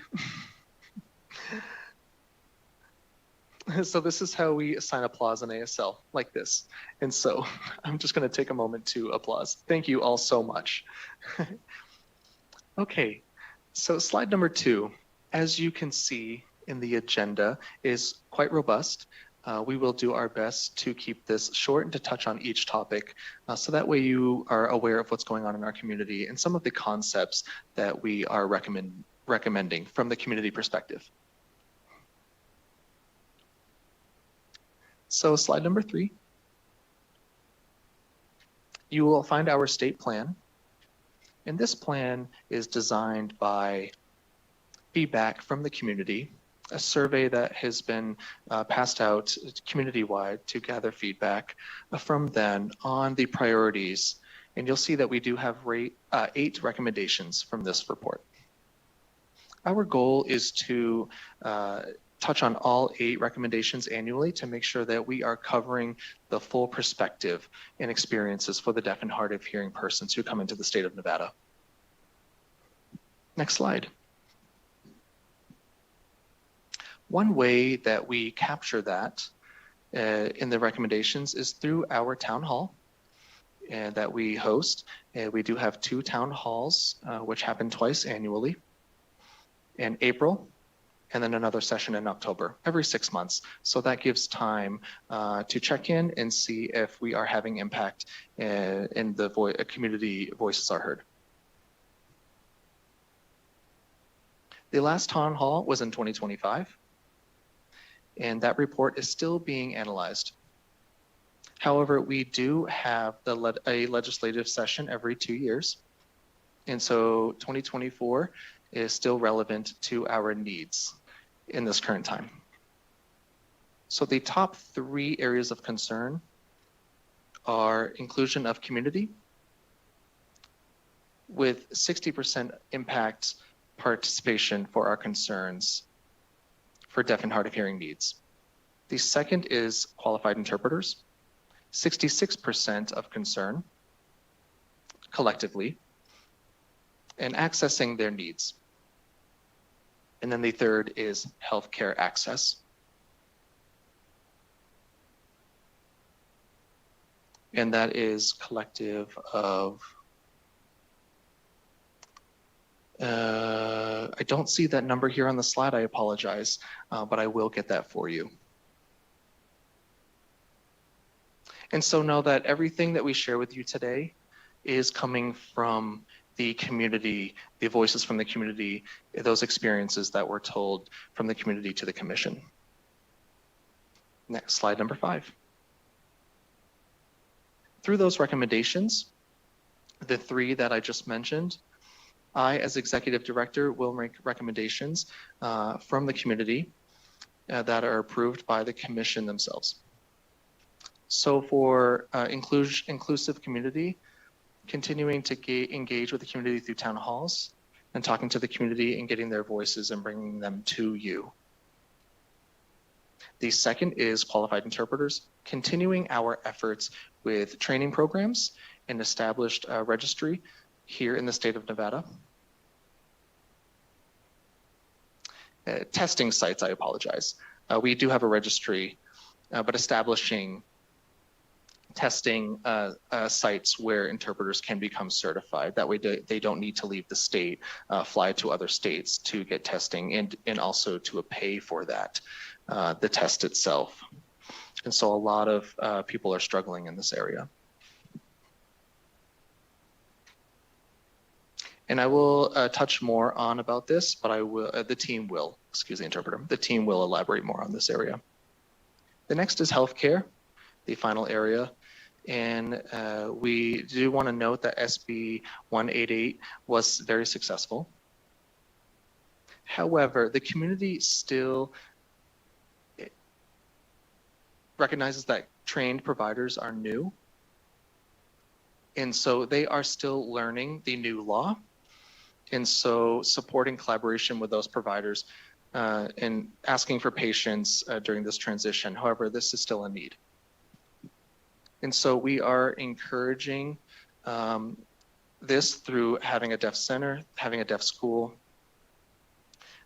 having deaf spaces that can promote those providers, support those providers, and understanding the cultural comprehension.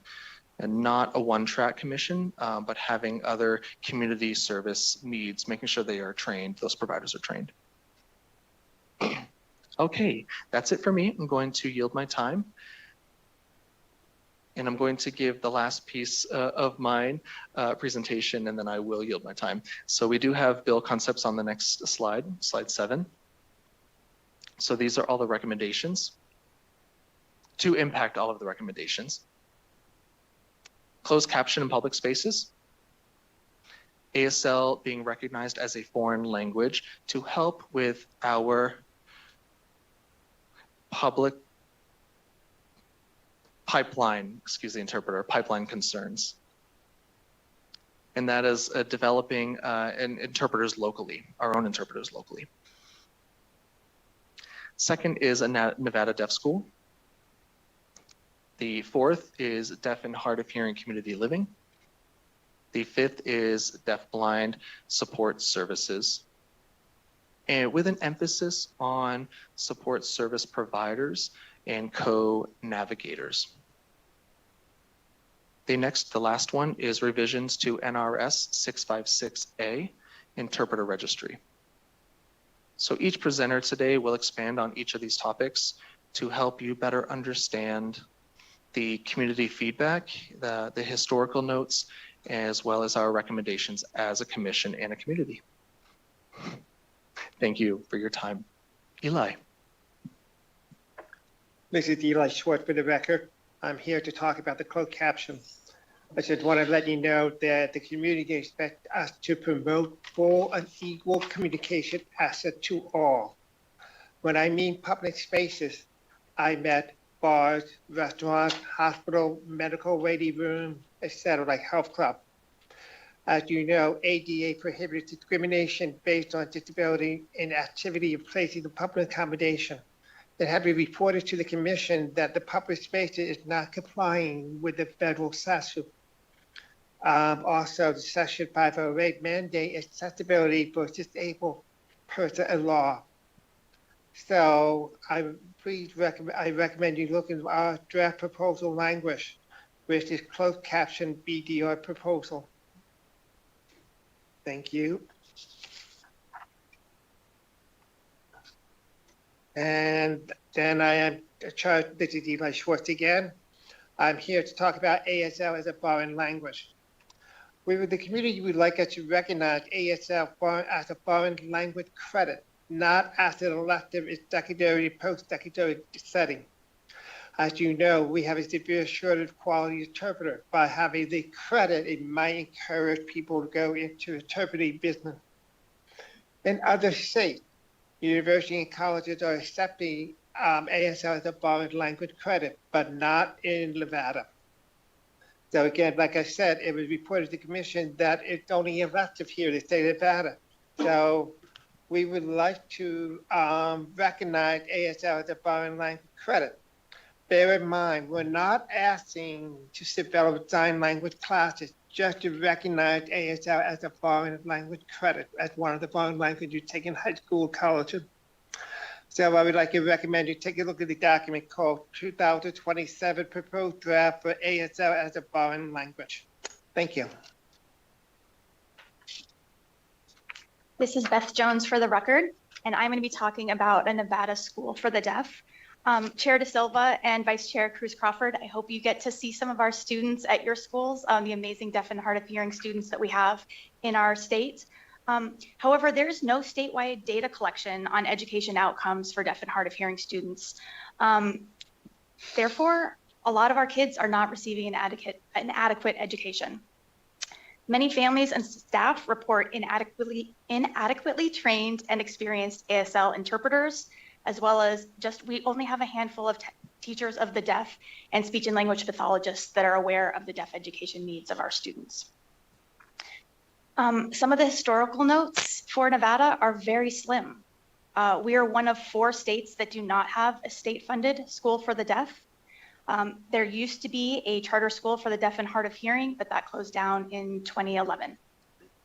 So really what our recommended plan of action is to implement a Nevada school for the deaf and an inclusive model. And that inclusive model would include students who are deaf, hard of hearing, deaf blind, speech impaired, and deaf plus. And deaf plus is defined by deaf plus an additional disability. So deaf plus autism or deaf plus cerebral palsy.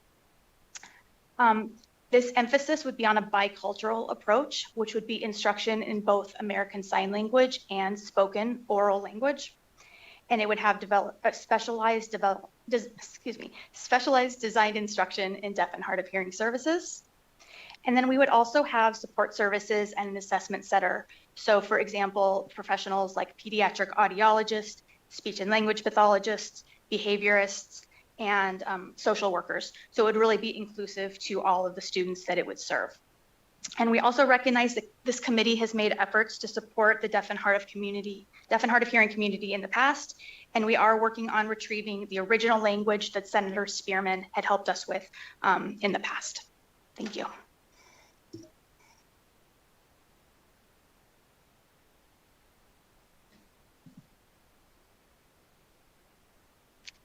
Hello, Chair and Vice Chair. In regards to community living, as collected from the community, we have other folks in other cultures and communities have community living and understand the needs of those language. And this community, a lot of senior citizens are feeling isolated. So we want to have a model of community living for those with an understanding of cognitive development and social needs. The second is relative to, or as it pertains to historical notes, AB 3395 failed due to fiscal reasons. Nevada has a high number of older adults, senior citizens with hearing loss in this state compared to other states nationwide. Out of 34 states throughout the nation, they already have community living for deaf and hard of hearing senior citizens. Our recommendation is to propose language, as you'll see referenced in AB 395. R1 here in this document.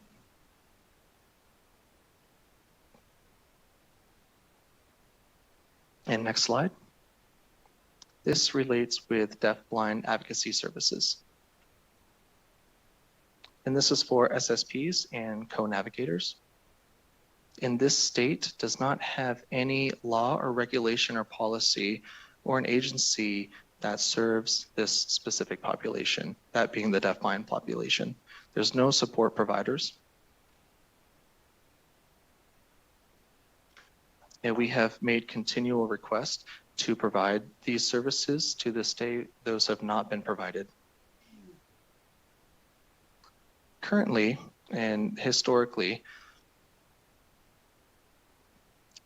personal care attendants, PCAs, have been the only available option or at an institutional level or end of life care for deafblind individuals, but really the appropriate care is SSP or Code Navigator.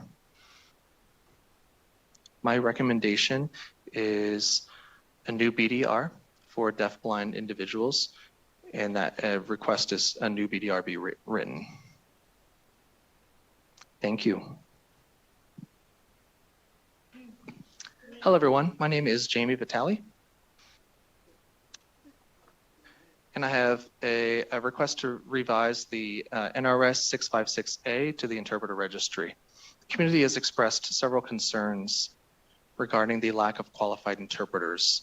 So for example, in K through 12 settings, providing an interpreter for medical settings, whether it be a doctor, a hospital visit, many community members have expressed a lot of grievances in the lack of interpreters. There's a concern with interpreters not passing the test to be qualified to work in these settings. They are struggling. The community needs a revision for NRS 656A and to NAC 656A to align better with the national standard for the grievance process, and to take liability against non-compliance with the grandfather clause, and to require those interpreters to attend workshops and ongoing training.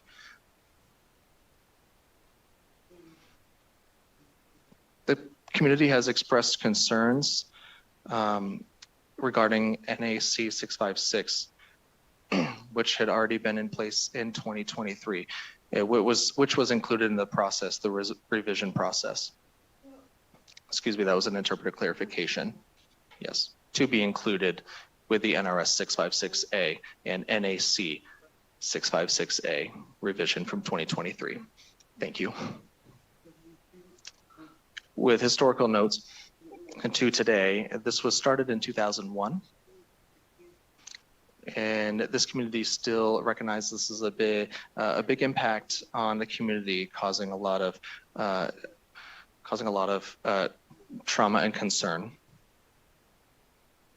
NAC revision aligns with NADA State's Interpreter and Communication Access and CART services, C-A-R-T. The community has ongoing concerns in this area. You'll see that other states already have these established services. Nevada does not, and we have a link provided as well. Next slide. The recommendation or the recommended action is having a board of advocates or an audit board to audit the reported grievances for the interpreter registry, agencies or any independent contractors to make sure that they are in compliance with their code of ethics, the CPC, the Code of Professional Conduct. And making sure that the grievance process is being audited and providing consequences for those who are out of compliance, making sure that they are attending workshops and ongoing training. For those who are in interpreting programs, making sure that they are taking testing prior to graduation as part of their graduation requirement. Thank you for your time.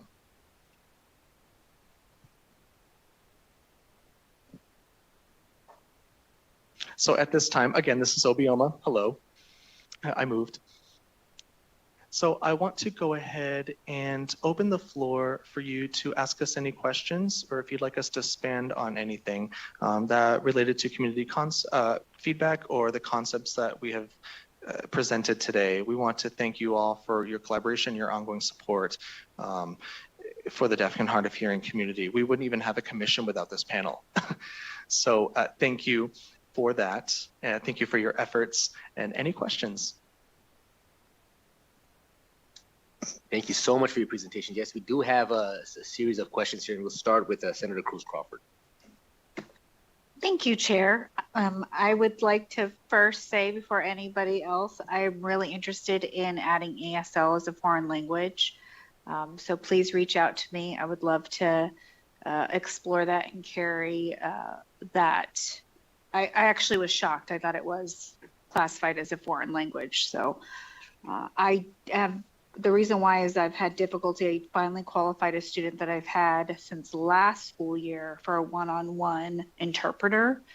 And now I've been flying the position trying to hire someone, and there's not a big pool of people. And so if we do this, I know we want the school and we want all these things, but I think we also need to think about how we front load that, because if we build a school, are we going to even have the teachers to be able to teach there? So I'm kind of thinking like pipeline. So yes, please reach out to me. I've already wrote it on my list of possible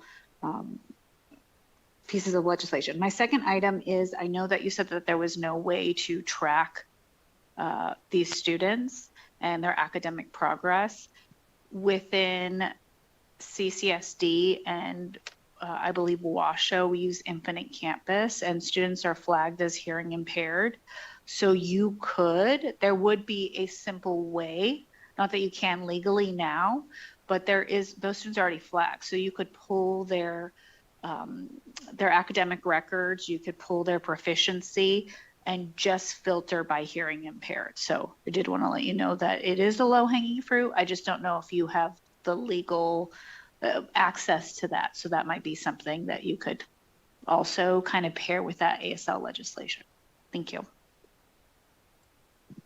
Thank you. Thank you. Next, we'll have Senator Rogich. Thank you, Chair. Thank you for coming here today. I really appreciate it. And I met some of the children up at the last session, and it was a pleasure meeting with the group. And you know, I am also a lawyer, and I do get involved pro bono with a lot of special needs matters. And so my first question is this, who has current oversight for compliance regarding training for interpreters? Is it the Nevada Department of Education? Is it the school district? Is it both?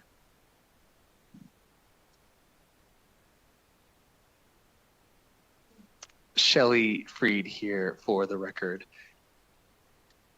And I'm going to speak frank. Frankly, there is no one who is responsible for this.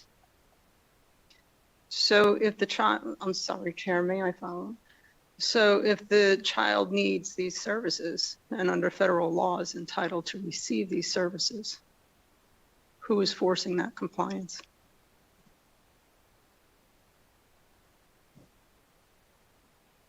Shelley here again. So NRS 656A is focused on K through 12 interpreters who pass what's called an Educational Interpreter Assessment, EIPA, but there's only one person overseeing the ongoing results or skills of those interpreters, the level of language proficiency for students in the academic system, opposed to community interpreters, which typically are certified through CASLI, an organization called CASLI, Registry of Interpreters for the Deaf.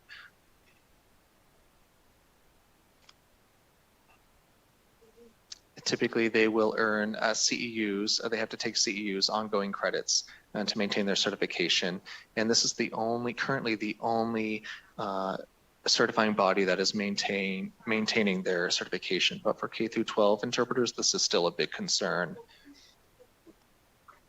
After they register with the state, again, there's no one really monitoring their compliance because they contract with interpreter agencies or will become like a classroom aide.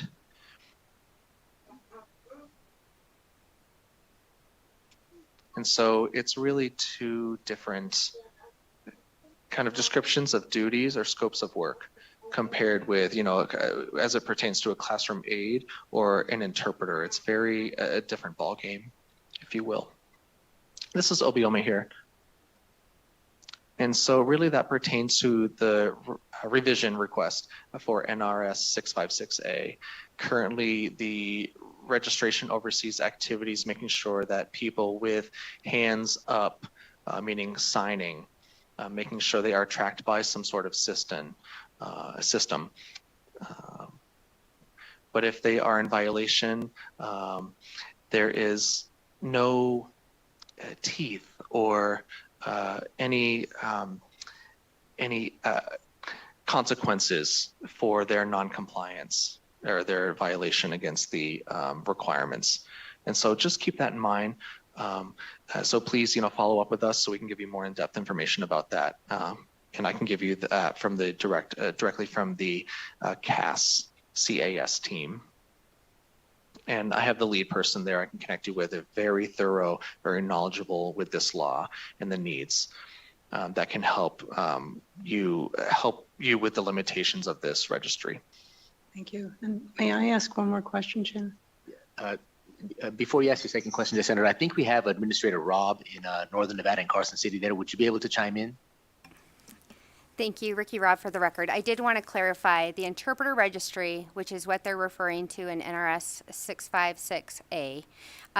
That right now is the only registry that we have. And to clarify, Obioma officer did state that right now we don't have the teeth on ensuring the compliance. So that's part of our issue, part of what they're looking at in modifying NRS 656A.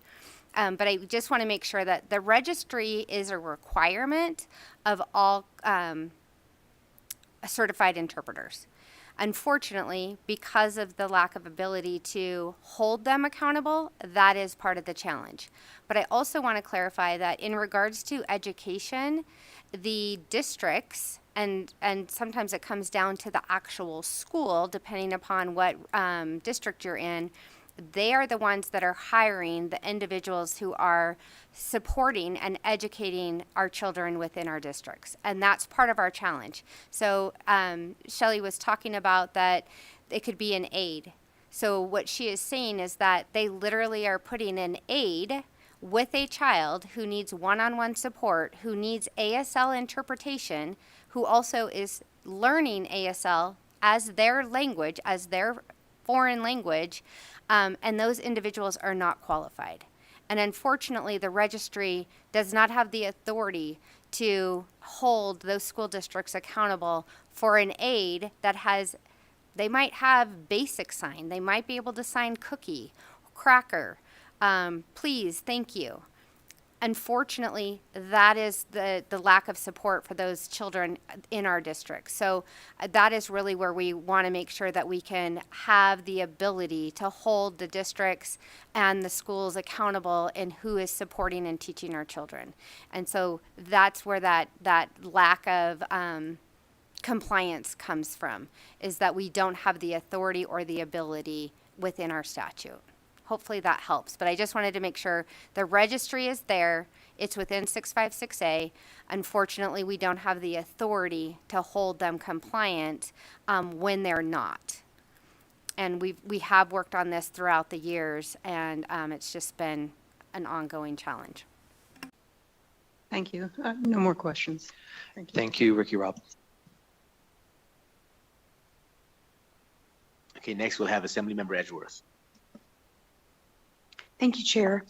Thank you, Ms. Officer, and your team. What a great presentation. A lot of surprising information, actually. As somebody who works in the healthcare space, I would love to have a larger pool of people to help me to communicate with my patients. So I like all of these efforts.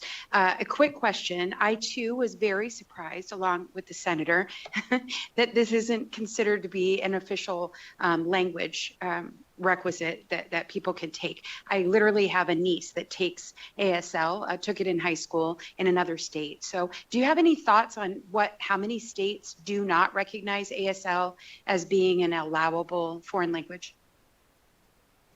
This is Obioma, for the record. Currently, we are the only state that does not. And the word America is what's ruining it for us, if you will.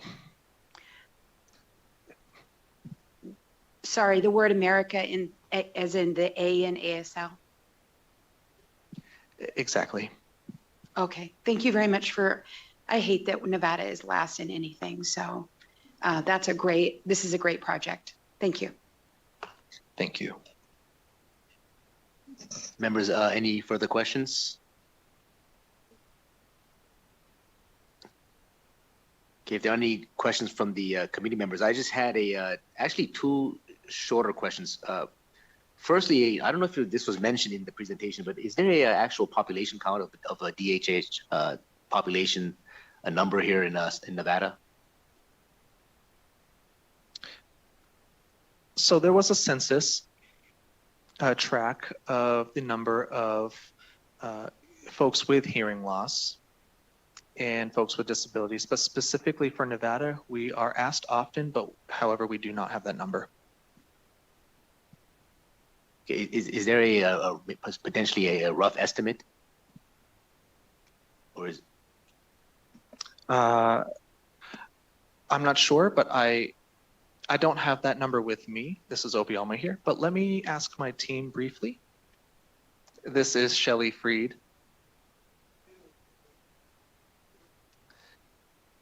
Well, as it pertains to National Association for the Deaf, from 2 years ago, the census does show that Nevada has 138,000 folks who are identified as deaf.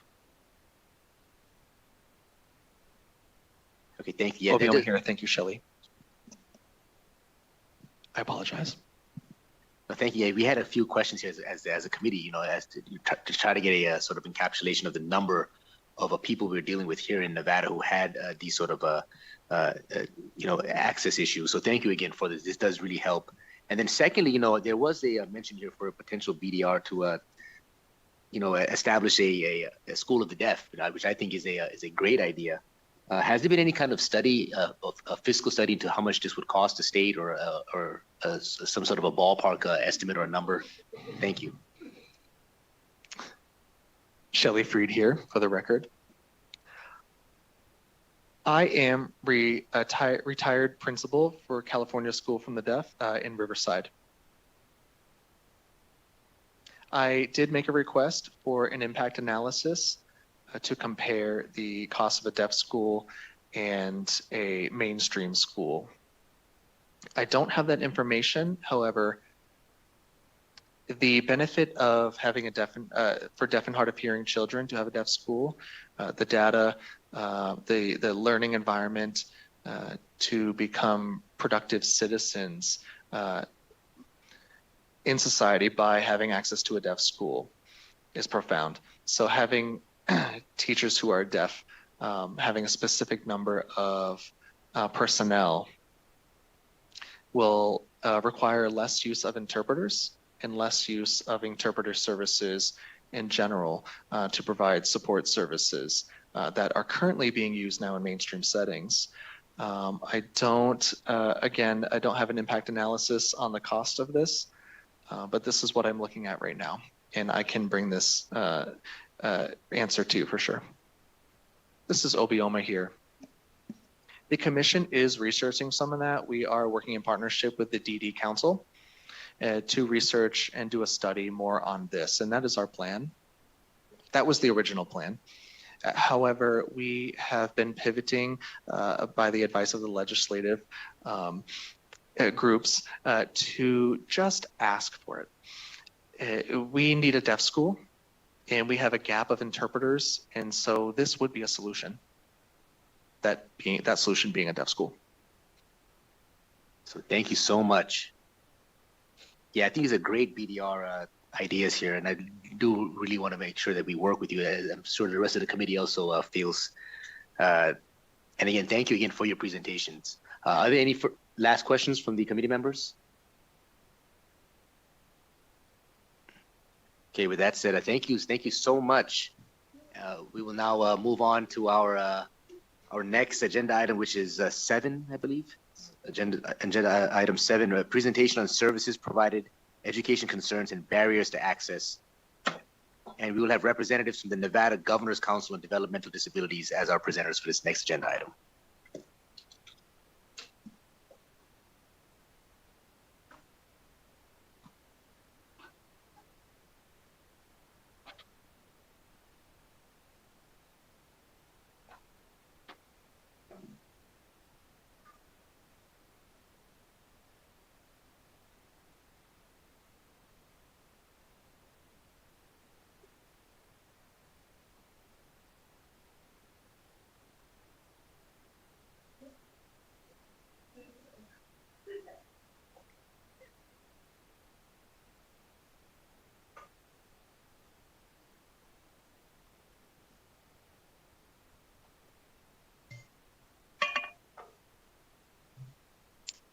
Okay, we're ready when you're ready to present. Thank you. Thank you guys so much. Good afternoon, Chair De Silva and members of this esteemed committee. My name is Catherine Nielsen. I'm the Executive Director of the Nevada Governor's Council on Developmental Disabilities, but we will shorten it and call us the DD Council today. And presenting with me is our chair, and I'll allow her to introduce herself. Thank you, Mr. Chair, members of the committee. My name is Anna Binder, and I am honored to be with you today as the chair of the DD Council. Wonderful. And I will start today. First, thank you for the opportunity to present, and we will start with a brief overview of who we are and what we do, but as Administrator Rob said, in the essence of time, I won't go through this in too deeply. We are federally funded. 75% and 25% of our funds do come from the State General Fund, and we are a state-appointed advisory council, so the governor appoints to our full council. Our role is not service delivery, but systems change. We listen to people with lived experience, including individuals with intellectual and developmental disabilities, their family members and providers, and we elevate trends, gaps, and policy concerns to state leadership and the legislature. We serve the entire state, including rural and frontier communities, and our work is grounded in data and community voice. There is a DD Council in each state and U.S. territory, as you heard mentioned earlier, the California DD Council. We are federally authorized, and we primarily operate under federal authority and guidance with accountability and oversight from our full council. We also receive support from our designated state agency, which is now the Nevada Health Authority. The council exists because of federal law, specifically the Developmental Disabilities Assistance and Bill of Rights Act, and our funding comes through the Administration for Community Living at Health and Human Services at the federal level, which gives us both authority and accountability. Under the DD Act, we are designated as Nevada's statewide body that is focused on systemic change and advocacy for people with intellectual and developmental disabilities, not just direct services. We also have accountability and oversight, as we do operate on a 5-year state plan, which is developed with extensive public input and takes us about 2 years to develop. The plan sets our priorities, outcomes, and how we measure impact. We're required to report annually, both to federal partners and state partners, on our performance, our finances, and our projects. We do have a council membership, as I mentioned. This structure ensures that our work is driven by lived experience, not just policy or systemic perspective, as a majority of our council is made up of individuals with IDD and their family members. The other members are state agencies and community partners so that we can align policy, implementation, and systems change. So when we talk about our programs and our priorities, we are grounded in federal authority, informed by lived experience, and accountable to both the public and our partners. Our work focuses on identifying system-level barriers and informing policy solutions rather than providing direct services. Our core work includes statewide policy monitoring, legislative engagement, and cross-agency collaboration. And as I mentioned, we started in May of 2024 to put together our next 5-year state plan with extensive community input.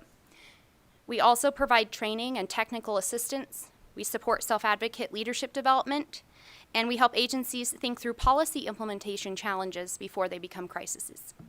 We have provided a copy of the Town Hall report for your reference as well.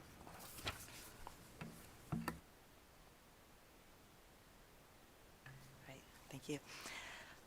Accessibility remains a major concern. The lack of adult-sized changing tables in universally designed facilities continues to limit full participation in public life for individuals with intellectual and developmental disabilities and their caregivers. This is not just a dignity issue, it affects employment, education, and community engagement. There are opportunities for statewide audits, funding incentives, and partnerships to address these gaps.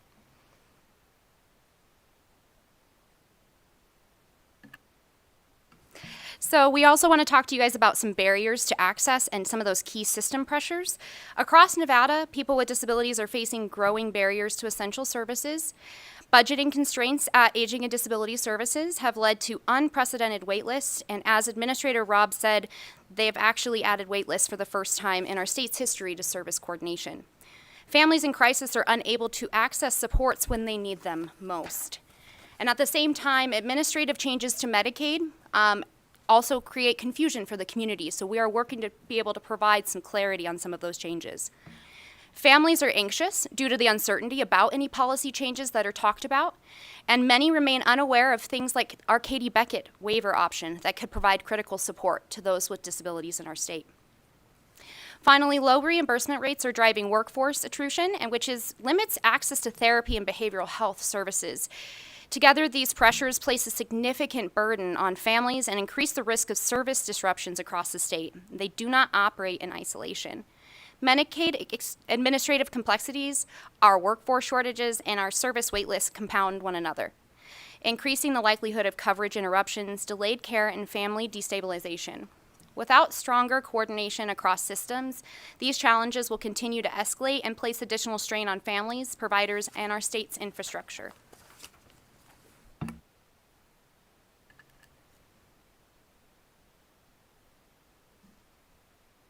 Nevada's regional centers operate within an existing ecosystem of Medicaid, education, and human service programs. The challenge families face is not eligibility alone, but fragmentation. Multiple applications, duplicative documentation, and disconnected provider enrollment process across systems that are intended to serve the same individuals. Nevada has an opportunity to strengthen regional centers by aligning them more closely with existing Medicaid infrastructure, similar to the way California's regional center systems operate. In California, eligibility determinations, provider enrollment, and service coordination are integrated across systems, reducing duplication for families and providers while improving accountability and continuity of care. Under this approach, families would not be required to repeatedly submit the same information to multiple agencies, and providers would not need to navigate separate enrollment and reporting systems for the same individuals. Once eligibility, documentation, or provider information is established within Medicaid, that information could populate regional center systems and vice versa, allowing each system to operate from a shared, up-to-date source of information. This type of integration does not require the creation of a new program or eligibility category. Instead, it focuses on improving communication, data sharing, and coordination within systems Nevada already operates. By leveraging existing infrastructure, the state can reduce administrative burden, improve service continuity, and support families more efficiently without significant new costs. So many of our concerns echo that of the Nevada Commission for Persons who are Deaf and Hard of Hearing, so I'll try not to duplicate what they've spoken about, but I will complement them. Nevada continues to lack a dedicated deaf school, as mentioned. Statewide services remain severely under-resourced, and as mentioned, the DD Council has efforts that we would like to put forward to ensure that that deaf school study does take place. Also, this includes shortages of qualified interpreters, limited early intervention supports, and the insufficient access to communication-rich environments.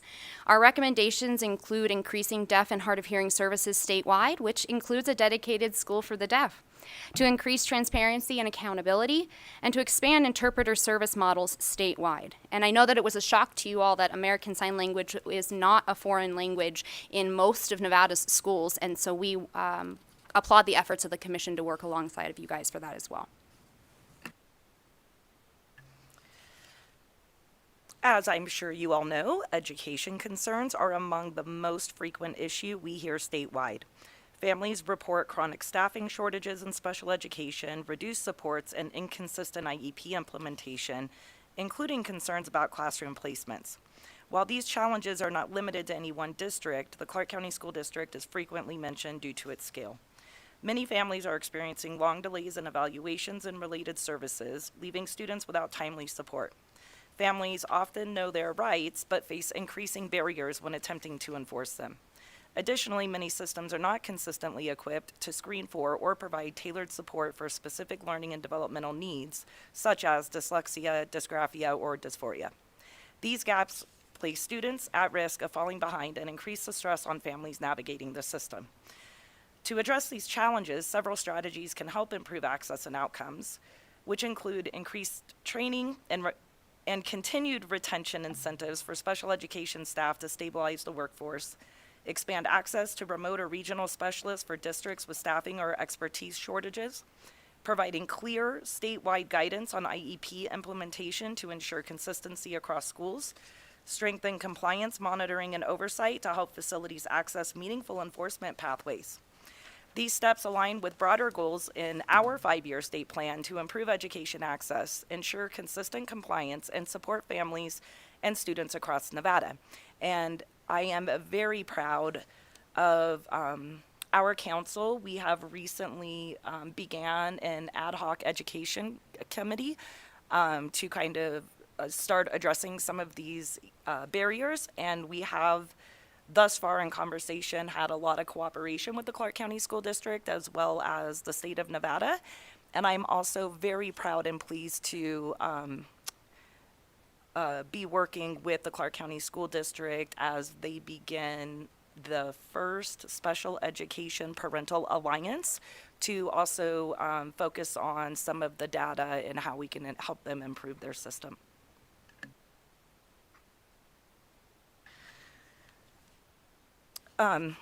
As a quick intro for this committee, I also am appointed to sit on the Commission to Review Suicide Fatalities. And so I wanted to bring this topic to this committee as we are also a veteran and active duty family, as well as a disabled family. Suicide disproportionately affects the disability community. Research shows that individuals with disabilities are at a higher risk of suicide than the general population, influenced by multiple factors. Social isolation and lack of community support can make it harder for people with disabilities to feel connected and valued. Limited access to mental health services, whether due to physical barriers, lack of specialized care, or affordability, also increases risk. Poorly designed or inaccessible physical environments can create additional vulnerabilities for those already at risk. Chronic pain, ongoing medical conditions, or functional limitations can heighten stress and despair, while stigma, discrimination, and societal marginalization further contribute to feelings of hopelessness. Addressing this disparity requires more than expanded mental health services alone. Suicide risk within the disability community is closely tied to system fragmentation, barriers to access, and prolonged delays in care. Strengthening coordination across health, behavioral health, education, and community-based systems, while ensuring accessibility and continuity of services, is a critical protective factor. When systems align, individuals are more likely to receive timely support, remain connected to their communities, and experience improved outcomes. So one of the things that we were asked to bring forward today were our legislative concerns, and so we do have a few, but we also brought solutions. That even when a law passes, families often encounter barriers that limit their ability to fully benefit from the protections that were intended. SB 174, which did not pass, we did want to mention that this bill aimed to strengthen protections and services for students with disabilities, including IEP standards, visual impairment supports, and mobility device safeguards. While the bill failed, these remain strong. There remains strong and continued demands for these protections, and administrative pathways are being explored to implement some of these elements. And we have been working with the school districts to see if there are ways that we can implement these elements outside of the legislative session and requirements. AB 368, as Administrator Robb mentioned, did pass, and this law provides Medicaid protections for families, but families continue to be denied the use of facility cameras due to the restrictive language in that law. So we're hopeful to work with the bill sponsor to see if there's cleanup that can be brought forward this next legislative session that helps to implement the intentions behind that as well. SB 188 is also talking about hospital language access, and this bill did pass. This law increased access to language services for patients who are deaf and hard of hearing or speak languages other than English. Our council is actively working with community partners to educate hospitals, including Las Vegas Deaf Seniors and Sammy's Den out of Las Vegas. But some facilities are still struggling to provide consistent, accessible services, so we are working to try to find some solutions, especially with the bill sponsor, to see if there are ways we can get that forward. To address some of these gaps, we do recommend a few things: clear guidance and training for the facilities, and obviously clearer guidance through the next legislative session so that that law can be cleaned up and those cameras can be hung. Robust monitoring and enforcement infrastructures so constituents can report non-compliance, particularly with language access, and legislative clarification if needed to ensure protections are fully effective, and as mentioned, we do need it. Our key priorities focus on strengthening supports for people with disabilities. This includes stabilizing funding for ADSD services, investing in the workforce and reforming reimbursement, working with Medicaid to assist in simplifying processes and providing clear guidance to consumers, and ensuring consistent education compliance oversight. Recent legislative actions demonstrate that meaningful change is possible when systems align. Some examples include the paid family caregiver laws, including SB 185 for Alzheimer's and dementia, and AB 519 for children with disabilities, that will allow family members to be reimbursed or authorized as caregivers, helping families manage financial strain while providing essential support. Once fully enacted in 2027, we anticipate many positive benefits for families. There were several other additional positive outcomes, including those that surrounded guardianship reform through SB 346. It has been noted that this has prevented unnecessary guardianships and increased family autonomy and protections. The law has already been cited by the guardianship court and shows early positive outcomes. The next steps include monitoring implementation and expanding support for guardianship alternatives. Hospital language access under SB 188 increases access to language services patients for people who are deaf and hard of hearing, as mentioned, but we are still working with community providers to try to ensure that there is consistent compliance and understanding throughout all of our healthcare providers. But these examples do highlight progress, and ongoing monitoring and support are essential to ensure laws function as intended and families fully benefit. Many individuals with disabilities face ongoing gaps in essential supports. Transportation gaps are particularly acute in rural areas and for medical appointments.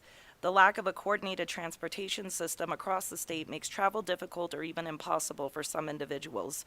And we are also proud that we have brought back our ad hoc transportation committee to also move through the state and focus on transportation work over the next 5 years. Housing shortages and limited support living options leave families without safe, accessible, and stable living arrangements.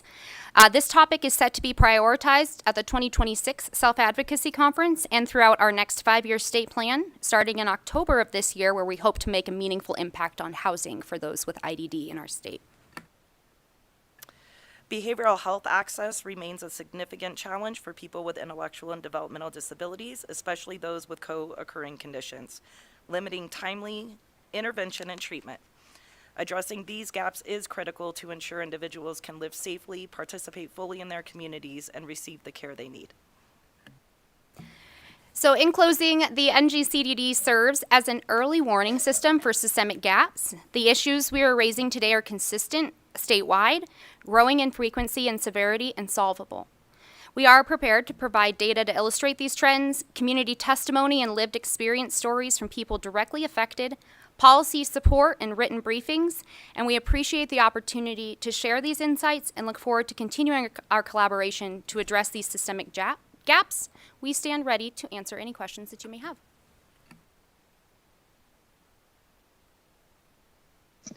Thank you again so much for that thorough presentation. Committee members, are there any questions? Yes, Senator Cruz Crawford.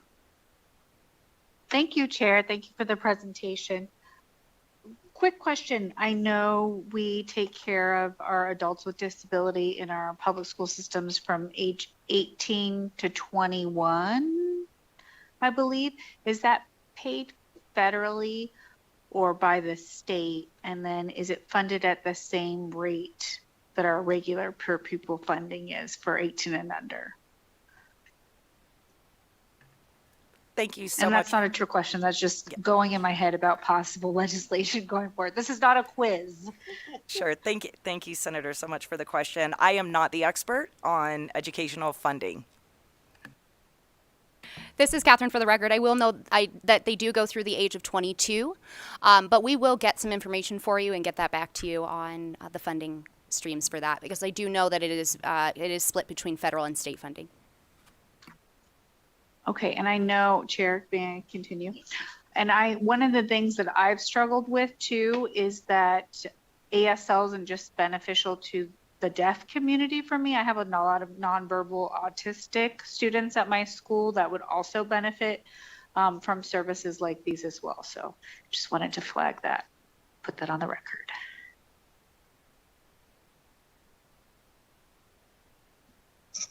Committee members, any other questions? Yes, I have one closing question. This again is going back to the IEPs. I know you did mention that when it came to educational concerns, there was a concern about inconsistent IEP implementation. I was wondering if you could just go a little bit deeper into and inform us exactly what some of those issues are and how we can help. Thank you. Thank you, Mr. Chair. Anna Binder for the record, I would really like to bring at least obviously Clark County School District or Nevada Department of Education to the table on this, because it's a myriad of issues. And so I can only probably personally speak to what the community's brought to me in my lived experience, which is probably not representative of the totality of the data.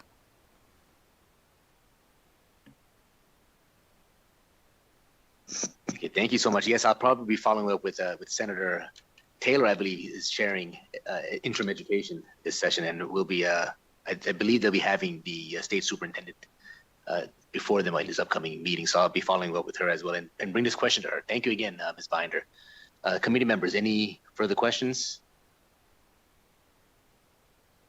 Okay, with that said, I guess we can move on to our next agenda item. Thank you again so much.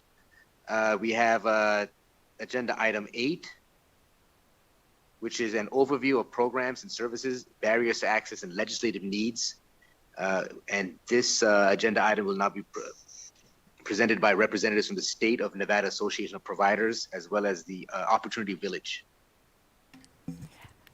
Good evening, Chair De Silva, Vice Chair Cruz Crawford.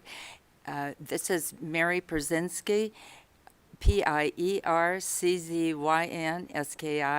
and I'm the Executive Director of the State of Nevada Association of Providers, and we call ourselves SNAP.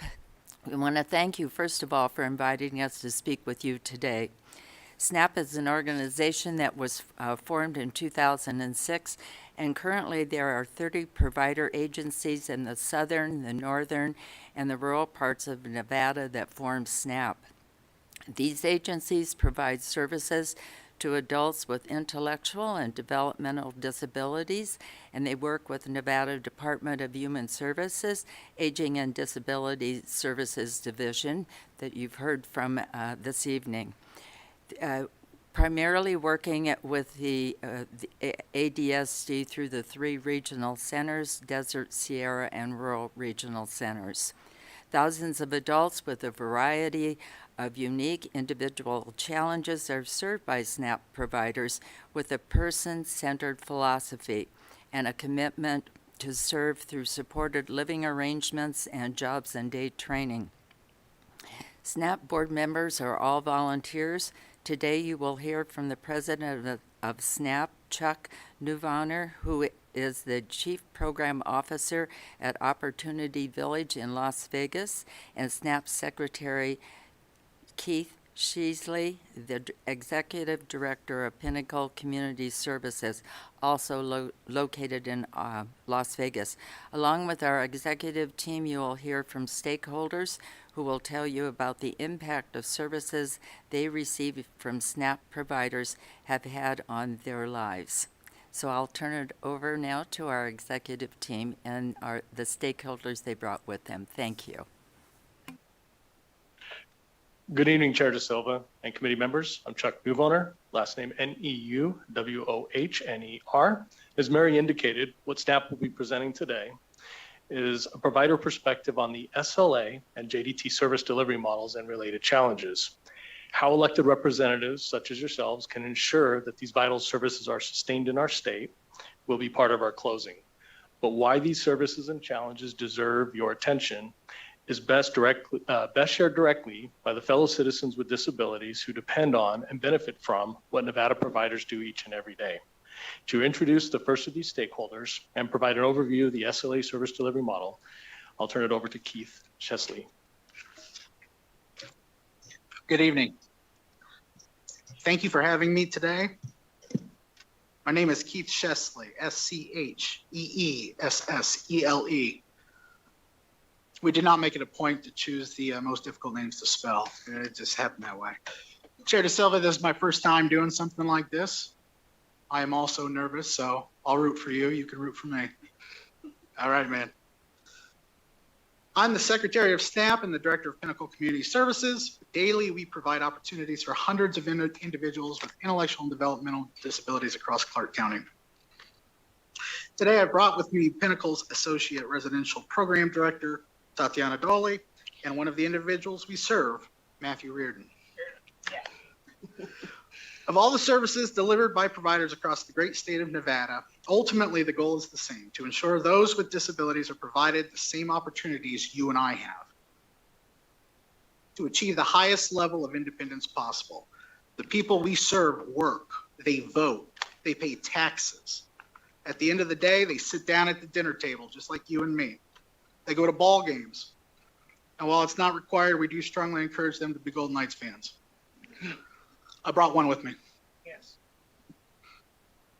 People much smarter than me have put fancier words to it to describe the different services provided. But in short, when you hear us talk about respite services, we're talking about housing that's provided on a short-term basis during a transitional period. Host homes is an arrangement where a person with a disability lives with a family. Intermittent services is where an individual served lives with family or perhaps semi-independently. Perhaps in an apartment, a provider stops by for an agreed upon amount of time and helps with tasks we call ADLs, activities of daily living. They might need a little bit of help, maybe a little bit more, money management, cooking meals, planning medications, that sort of thing. And then there's SLAs, supported living arrangements, 4-bedroom homes with trained and compassionate staff who aid in creating satisfying experiences for those we serve. On the residential side, that's mostly what Pinnacle does. Think of it as intermittent services. We're just there more often. And with that, Tatiana, if you'll share a little bit about what you do. Good evening, everyone. I would like to thank you, all of you, for taking the time out of your day and being here with us and allowing us to give you the insight into what Pinnacle Community Service do for our individuals with the community. My name is Tatiana Dolly, D-A-W-L-E-Y, and I'm an Associate Director for Pinnacle Community Service. I have been with the company for more than 4 years, and as the company has grown, I have been given the opportunity to grow with them. Something that I really love about Pinnacle Community Service is that it gives me the opportunity to assure that individuals can grow, they can be protected, and they can succeed and thrive in life. As for what I do as an associate director, my role is to protect their dignity, to their safety and well-being of every individual we serve. I ensure we meet the state regulations, not just to stay in compliances, but to safeguard the physical, emotional, and mental health of our individuals we serve, but always leading with respect, compassion, and advocacy. And it's not only about policies and procedures. I'm sorry, I love what I do. It's about being active in all our individuals' lives and helping them thrive with their community and with themselves. And it's about meeting every single individual needs. And with that said, we brought Matt. Matt, can I ask you a couple of questions? Yes. What's your last name? Reardon. Okay. What do you like about your clinical house? I like it. Why? I like to go on outings, to go to NASCAR, go to the games, and go to the casino, and walk to the store, and walk around the neighborhood, and go to the gym, and go to wrestling in April, go to NASCAR next month. Yeah, choices, right? Right. What do you like about your work? I work at Transition Services. Where you work at? Transitions. All right. Is there anything we'd like to say to the gentlemen and ladies in over here with us? Yes. What would you like to say?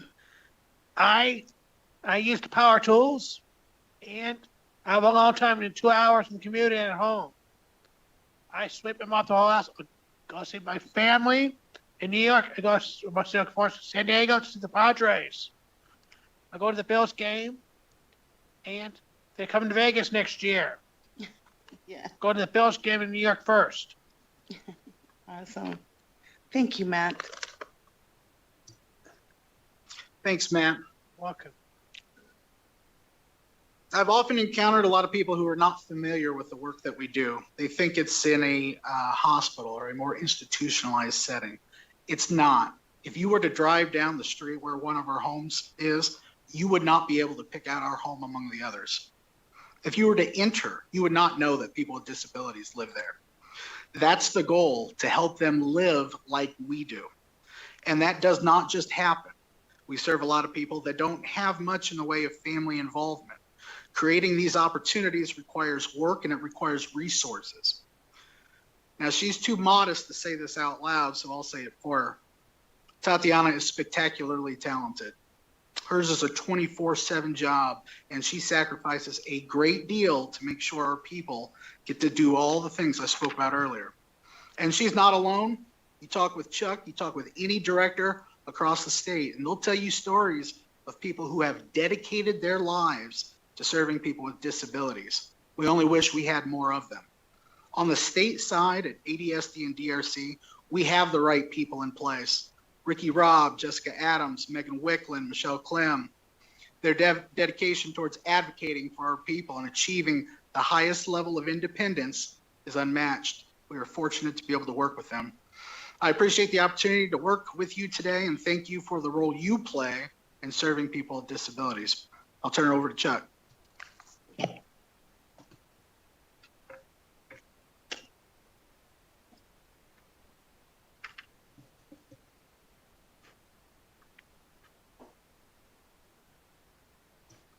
Thank you, Keith. Chuck Newbunner for the record. I'll now introduce Lizzie Semlowski and Sarah Quinn, both of Opportunity Village, by first providing Lizzie with an opportunity to share her story. Hello. Hello, my name is Lizzie Semlowski. I spell it Lizzy, and my last name I spell Samlwski. And so first, I have 5 things to share. First, like my goals, and then it's about getting a job, and my mom and my old DRC caseworker helped me. And 2, it was about working hard and doing training at OV with OV staff and case managers. And then next, I worked up my way there, and I get pathway for work at the Rio and trained there.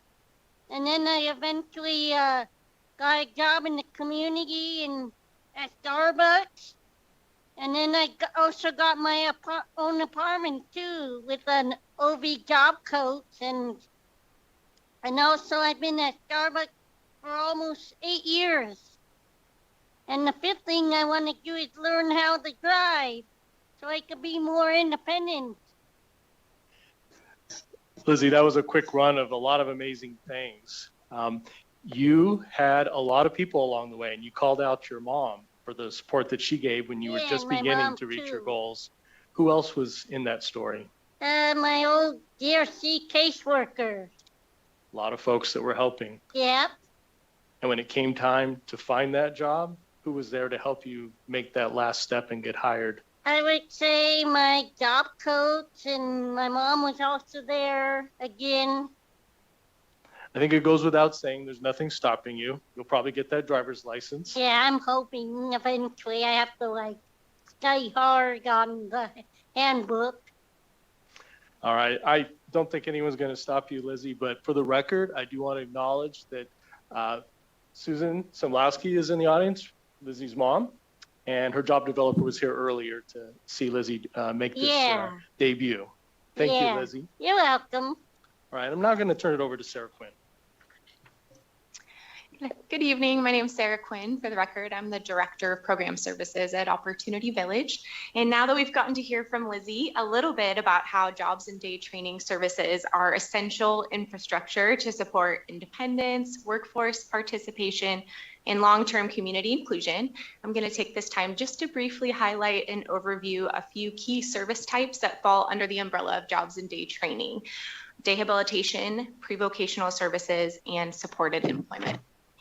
So dayhabilitation focuses on building independence, socialization, and adaptive skills through activities that promote community inclusion. For many individuals with intellectual and developmental disabilities, consistent daytime supports are what allow them to safely and meaningfully engage in their communities. Participants work on functional communication, problem solving, daily living skills, and social relationships, all within environments designed to be supportive, but also growth oriented. These services reduce isolation, support mental and behavioral health stability, and help individuals develop both confidence and autonomy.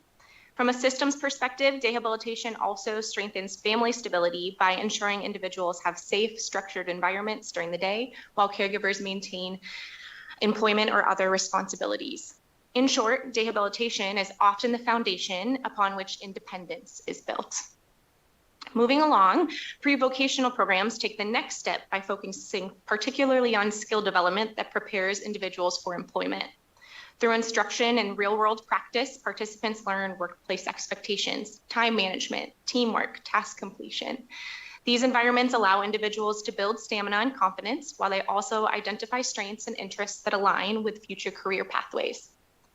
Pre-vocational services are particularly important because they bridge a critical gap between education and employment.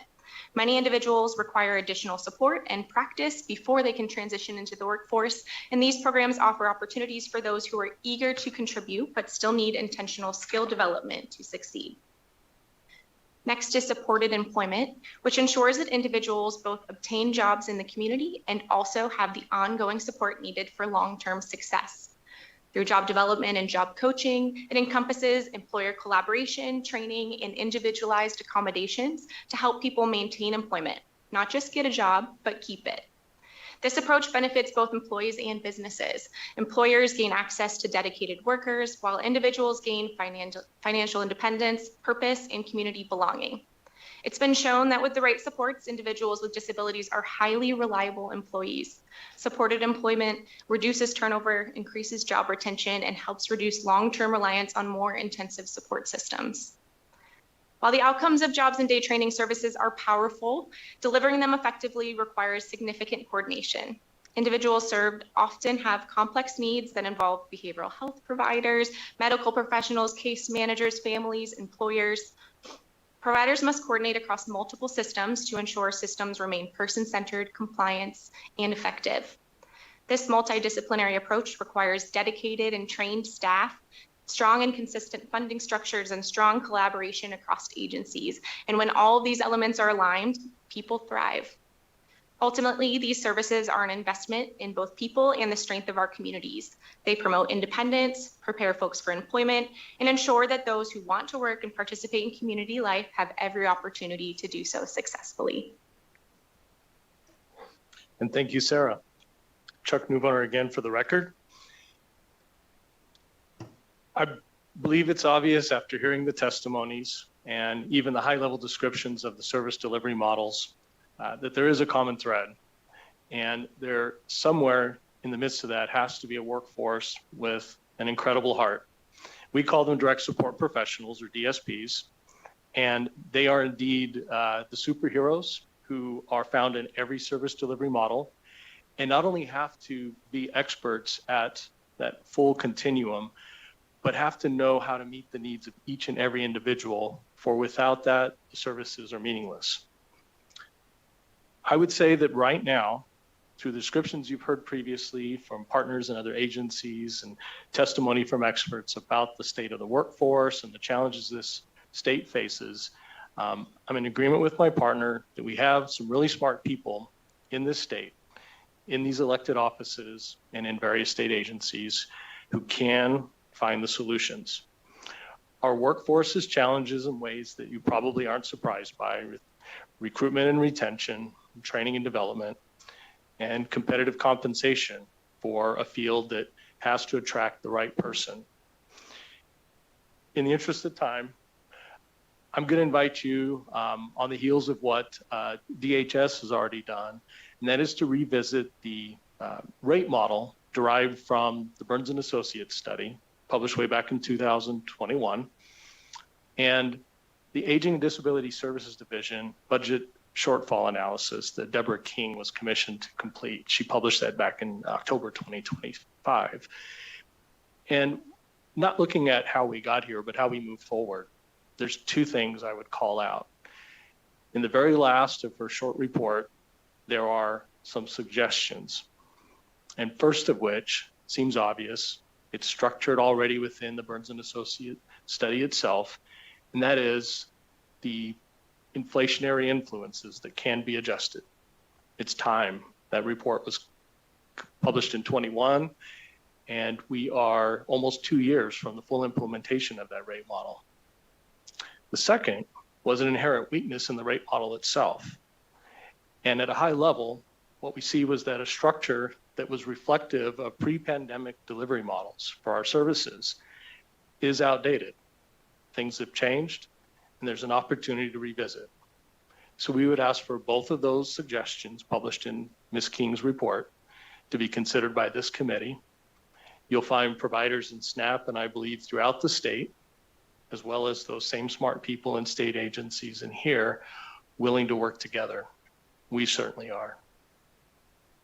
So with that, Chair De Silva, committee members, we thank you for this opportunity. We're grateful for the state partners that we have. We're grateful for the opportunity to serve Nevadans. Open for questions. Thank you so much. And I do believe we have some questions here from committee members, starting with Senator Cruz Crawford. Thank you, Chair. We did not receive a copy of that Burns report in the presentation. If you can go ahead and send that afterwards. Absolutely. I did want to request a few items, not that you have this, but in addition to that, can you send us basically a list of businesses so I can better understand the nature of the work that that we're doing here? Absolutely. And then in addition to that, I'd like to, and I don't know if this is in the Burns report, but I'd like to know the monetary support that the businesses versus the individual receives, and maybe any barriers that we have with those, like if an individual with a disability receives a certain amount, do they not get social services, and what that rate is? Is this too much to ask as a follow-up? Chair De Silva, through you to committee member, I believe if what you're asking is sort of an inventory of the benefits that the service recipients receive, the services themselves, but you're also talking about their funding, if I'm not mistaken. I'm asking specifically, what does the business receive in return? Like, is there anything outside of the nature of the work? Let's say some tax credits or any other item like that. And then, or a reduced rate of pay that they would pay the employee.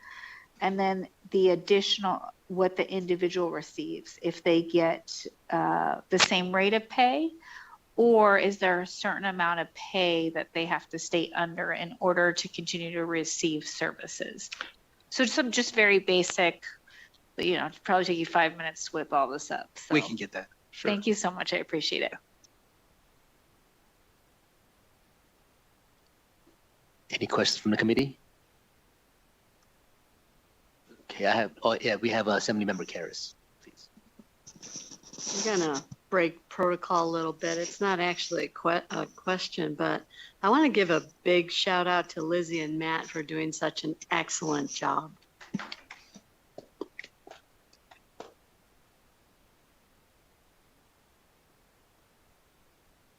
Committee members? Okay, I think I have one final question actually, and that's going back to the supported living arrangements. So is there a process for an individual to apply? Is there an avenue that they have to go through in order to qualify to get this service? And can you explain that process? Thank you. Sure. By the time they are introduced to us as a provider, they're on a Desert Regional Center DRC caseload. And so they have a process of sending out referrals to various providers. We'll respond to them. Those referrals don't have a name on them. There's just a number and a diagnosis and some basic details. At that point, we schedule a meet and greet, followed by a tour, followed by an intake. So it's a fairly involved process, but if things are going right, then that can all happen very quickly. Thank you. Committee members, any final questions? Okay, I guess we can now move on to our next agenda item. Thank you so much for your presentation. Thank you. Which will be agenda item 9, which is a discussion of potential topics for future meetings. And we can have an open floor here amongst the committee members if there's any issues or concerns or topics that you would like to address for our next meeting sessions. I know one was brought up to me by Senator Cruz Crawford, which was reaching out to the Nevada Blind Center, seeing if they may be interested in also coming down and giving a presentation to us. I know we've engaged with them as a legislature in the past, and it would be great to hear from them. Okay, so we'll close agenda item 9 and move on to agenda item 10, which is public comment. As a reminder, we ask that public comments be kept to 2 minutes so everyone interested in speaking can be accommodated. A person may also submit public comment in writing, either in addition to testifying or in lieu thereof. Written public comment may be submitted before, during, or 48 hours after the meeting adjourns. Is there anyone in Las Vegas who wishes to provide public comment? You seeing nobody? Anybody in Carson City?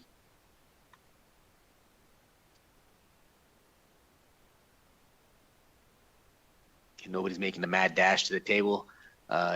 Broadcast, do we have anybody online? To provide public comment, please press star 9 or raise hand in your Zoom window to take your place in the queue.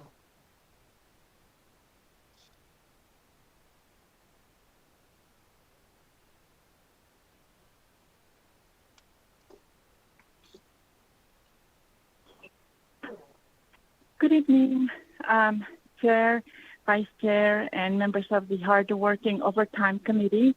This is Dora Martinez. I want to thank the awesome Director Catherine Nielsen and her mighty team of tiny but mighty, and our Chair Anna Binder and Ricky Robb and Ms. Officer for being there and advocating for us.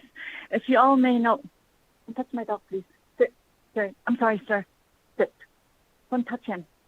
As you may know, I am blind, and I'm really disappointed and very concerned on, we were hoping that Dieter would be there to speak up regarding Braille and people who are blind in our state. And I'm hoping that somebody in the legislature would be able to sponsor a bill for Braille. It is our alphabet as blind folks, and we want a productive, educated members of society, people who are blind as well, to write and read and be a functioning members of the society. Sorry, sir, I lost my thought because somebody is touching my dog. But I thank you so much for all that you all do and hearing my concern. And thank you very much. Bye. Please don't. Thank you. Broadcast, can we go to the next caller?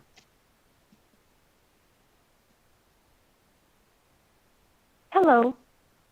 Chair and members of the committee, thank you. Please let me know if I'm audible. Yes, we can hear you. Okay. Hi, my name is Jean Coquilla, Coquilla, and I appreciate all of your work addressing seniors, veterans, and adults with special needs across Nevada. Nevada has approximately 55,000 residents living with Alzheimer's disease and 219,000 veterans, many in HOA-governed communities. Between 2020 and 2025, 29,000 HOA notices of default were recorded in Clark County across 3,900 communities, HOA communities. NRS 116 does not require HOAs to provide written acknowledgement of homeowner payments or compliance before enforcement escalation, including recording a notice of default. For seniors with cognitive decline and veterans managing service-related disabilities or those deployed, a communication breakdown can escalate into enforcement that places home equity at risk. HOA board members, as instructed by Nevada Division of Real Estate, the DRE, are fiduciaries legally bound to act in homeowners' best interests, ensuring fairness and transparency in enforcement actions. However, even in one instance, an 89-year-old veteran with Alzheimer's received a $10,000 enforcement demand despite documentation of compliance.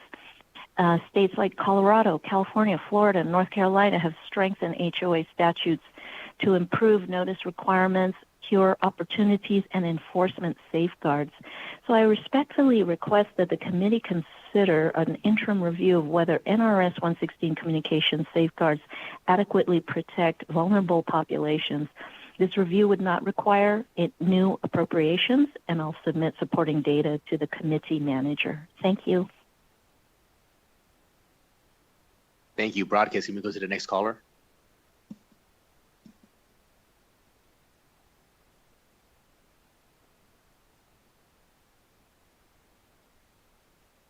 Caller with the last 3 digits. Oh, you are unmuted and may begin. Good evening, Chair and members. My name is Donna Klontz, last name spelled Clontz. I'm in Reno, Nevada, and I have enjoyed listening to the whole committee conversation this evening and this afternoon on hearing from all of the different representatives on behalf of our seniors, veterans, and disability communities.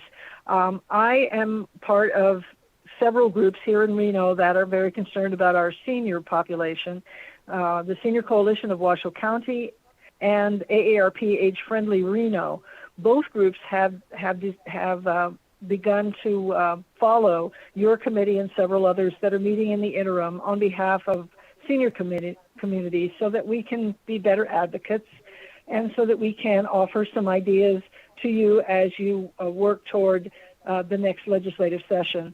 Our biggest concerns are that the elimination of the wait lists, which I heard from several members this afternoon today on the Medicaid waivers, to have thousands waiting for the service that they need in order to even remain alive is something that we really have to put our heads together to come up with ways to shorten the wait or eliminate those wait lists. The second one is supporting state and local home and community-based services that our local counties and other community agencies need that allow more seniors and folks with disabilities to remain in their homes. And last is 2 overriding concerns that affect all of our communities, which is affordable housing issues and better transportation. And I know those interact with so many different things, but keep those in mind that they are there connecting to all the other needs that our seniors and disabled community and veterans need. Thank you for your time and good evening. Thank you. Next caller broadcast.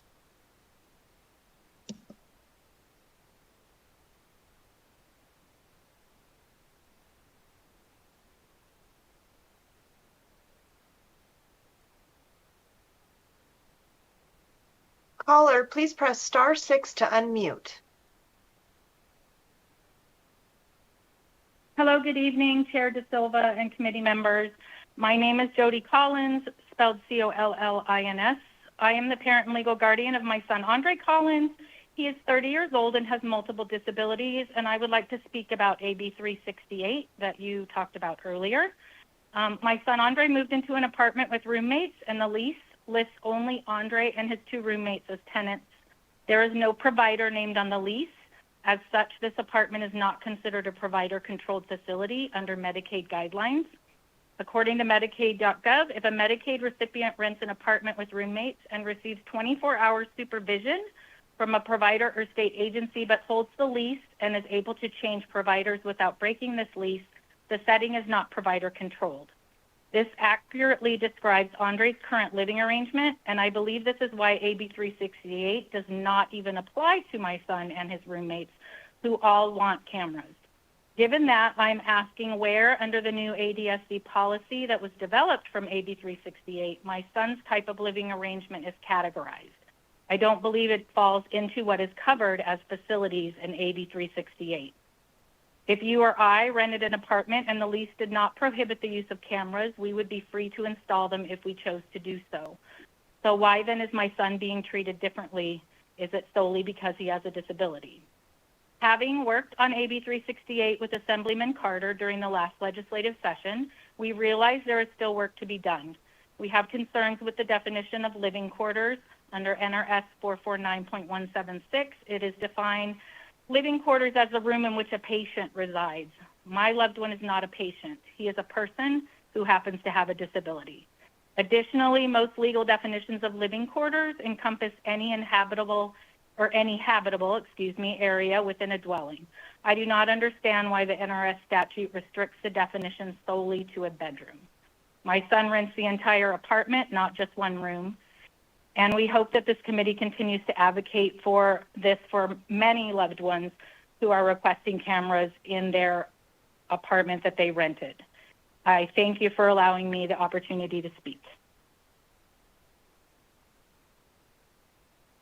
Chair, we have no additional callers for public comment. Thank you. Okay, we'll move on to our next item, which is adjournment. Before we adjourn, I do want to make an announcement that for the members now that binders will be requested for requests only for future meetings. And if you need anything, just let our committee secretary here know. So everything will be, I think, digitally available then, correct? Yeah. Okay, so this concludes our meeting for today. Our next meeting is scheduled for Monday, March 30th, 2026, beginning at 3:30 p.m. We are adjourned. Good job. I'm all good.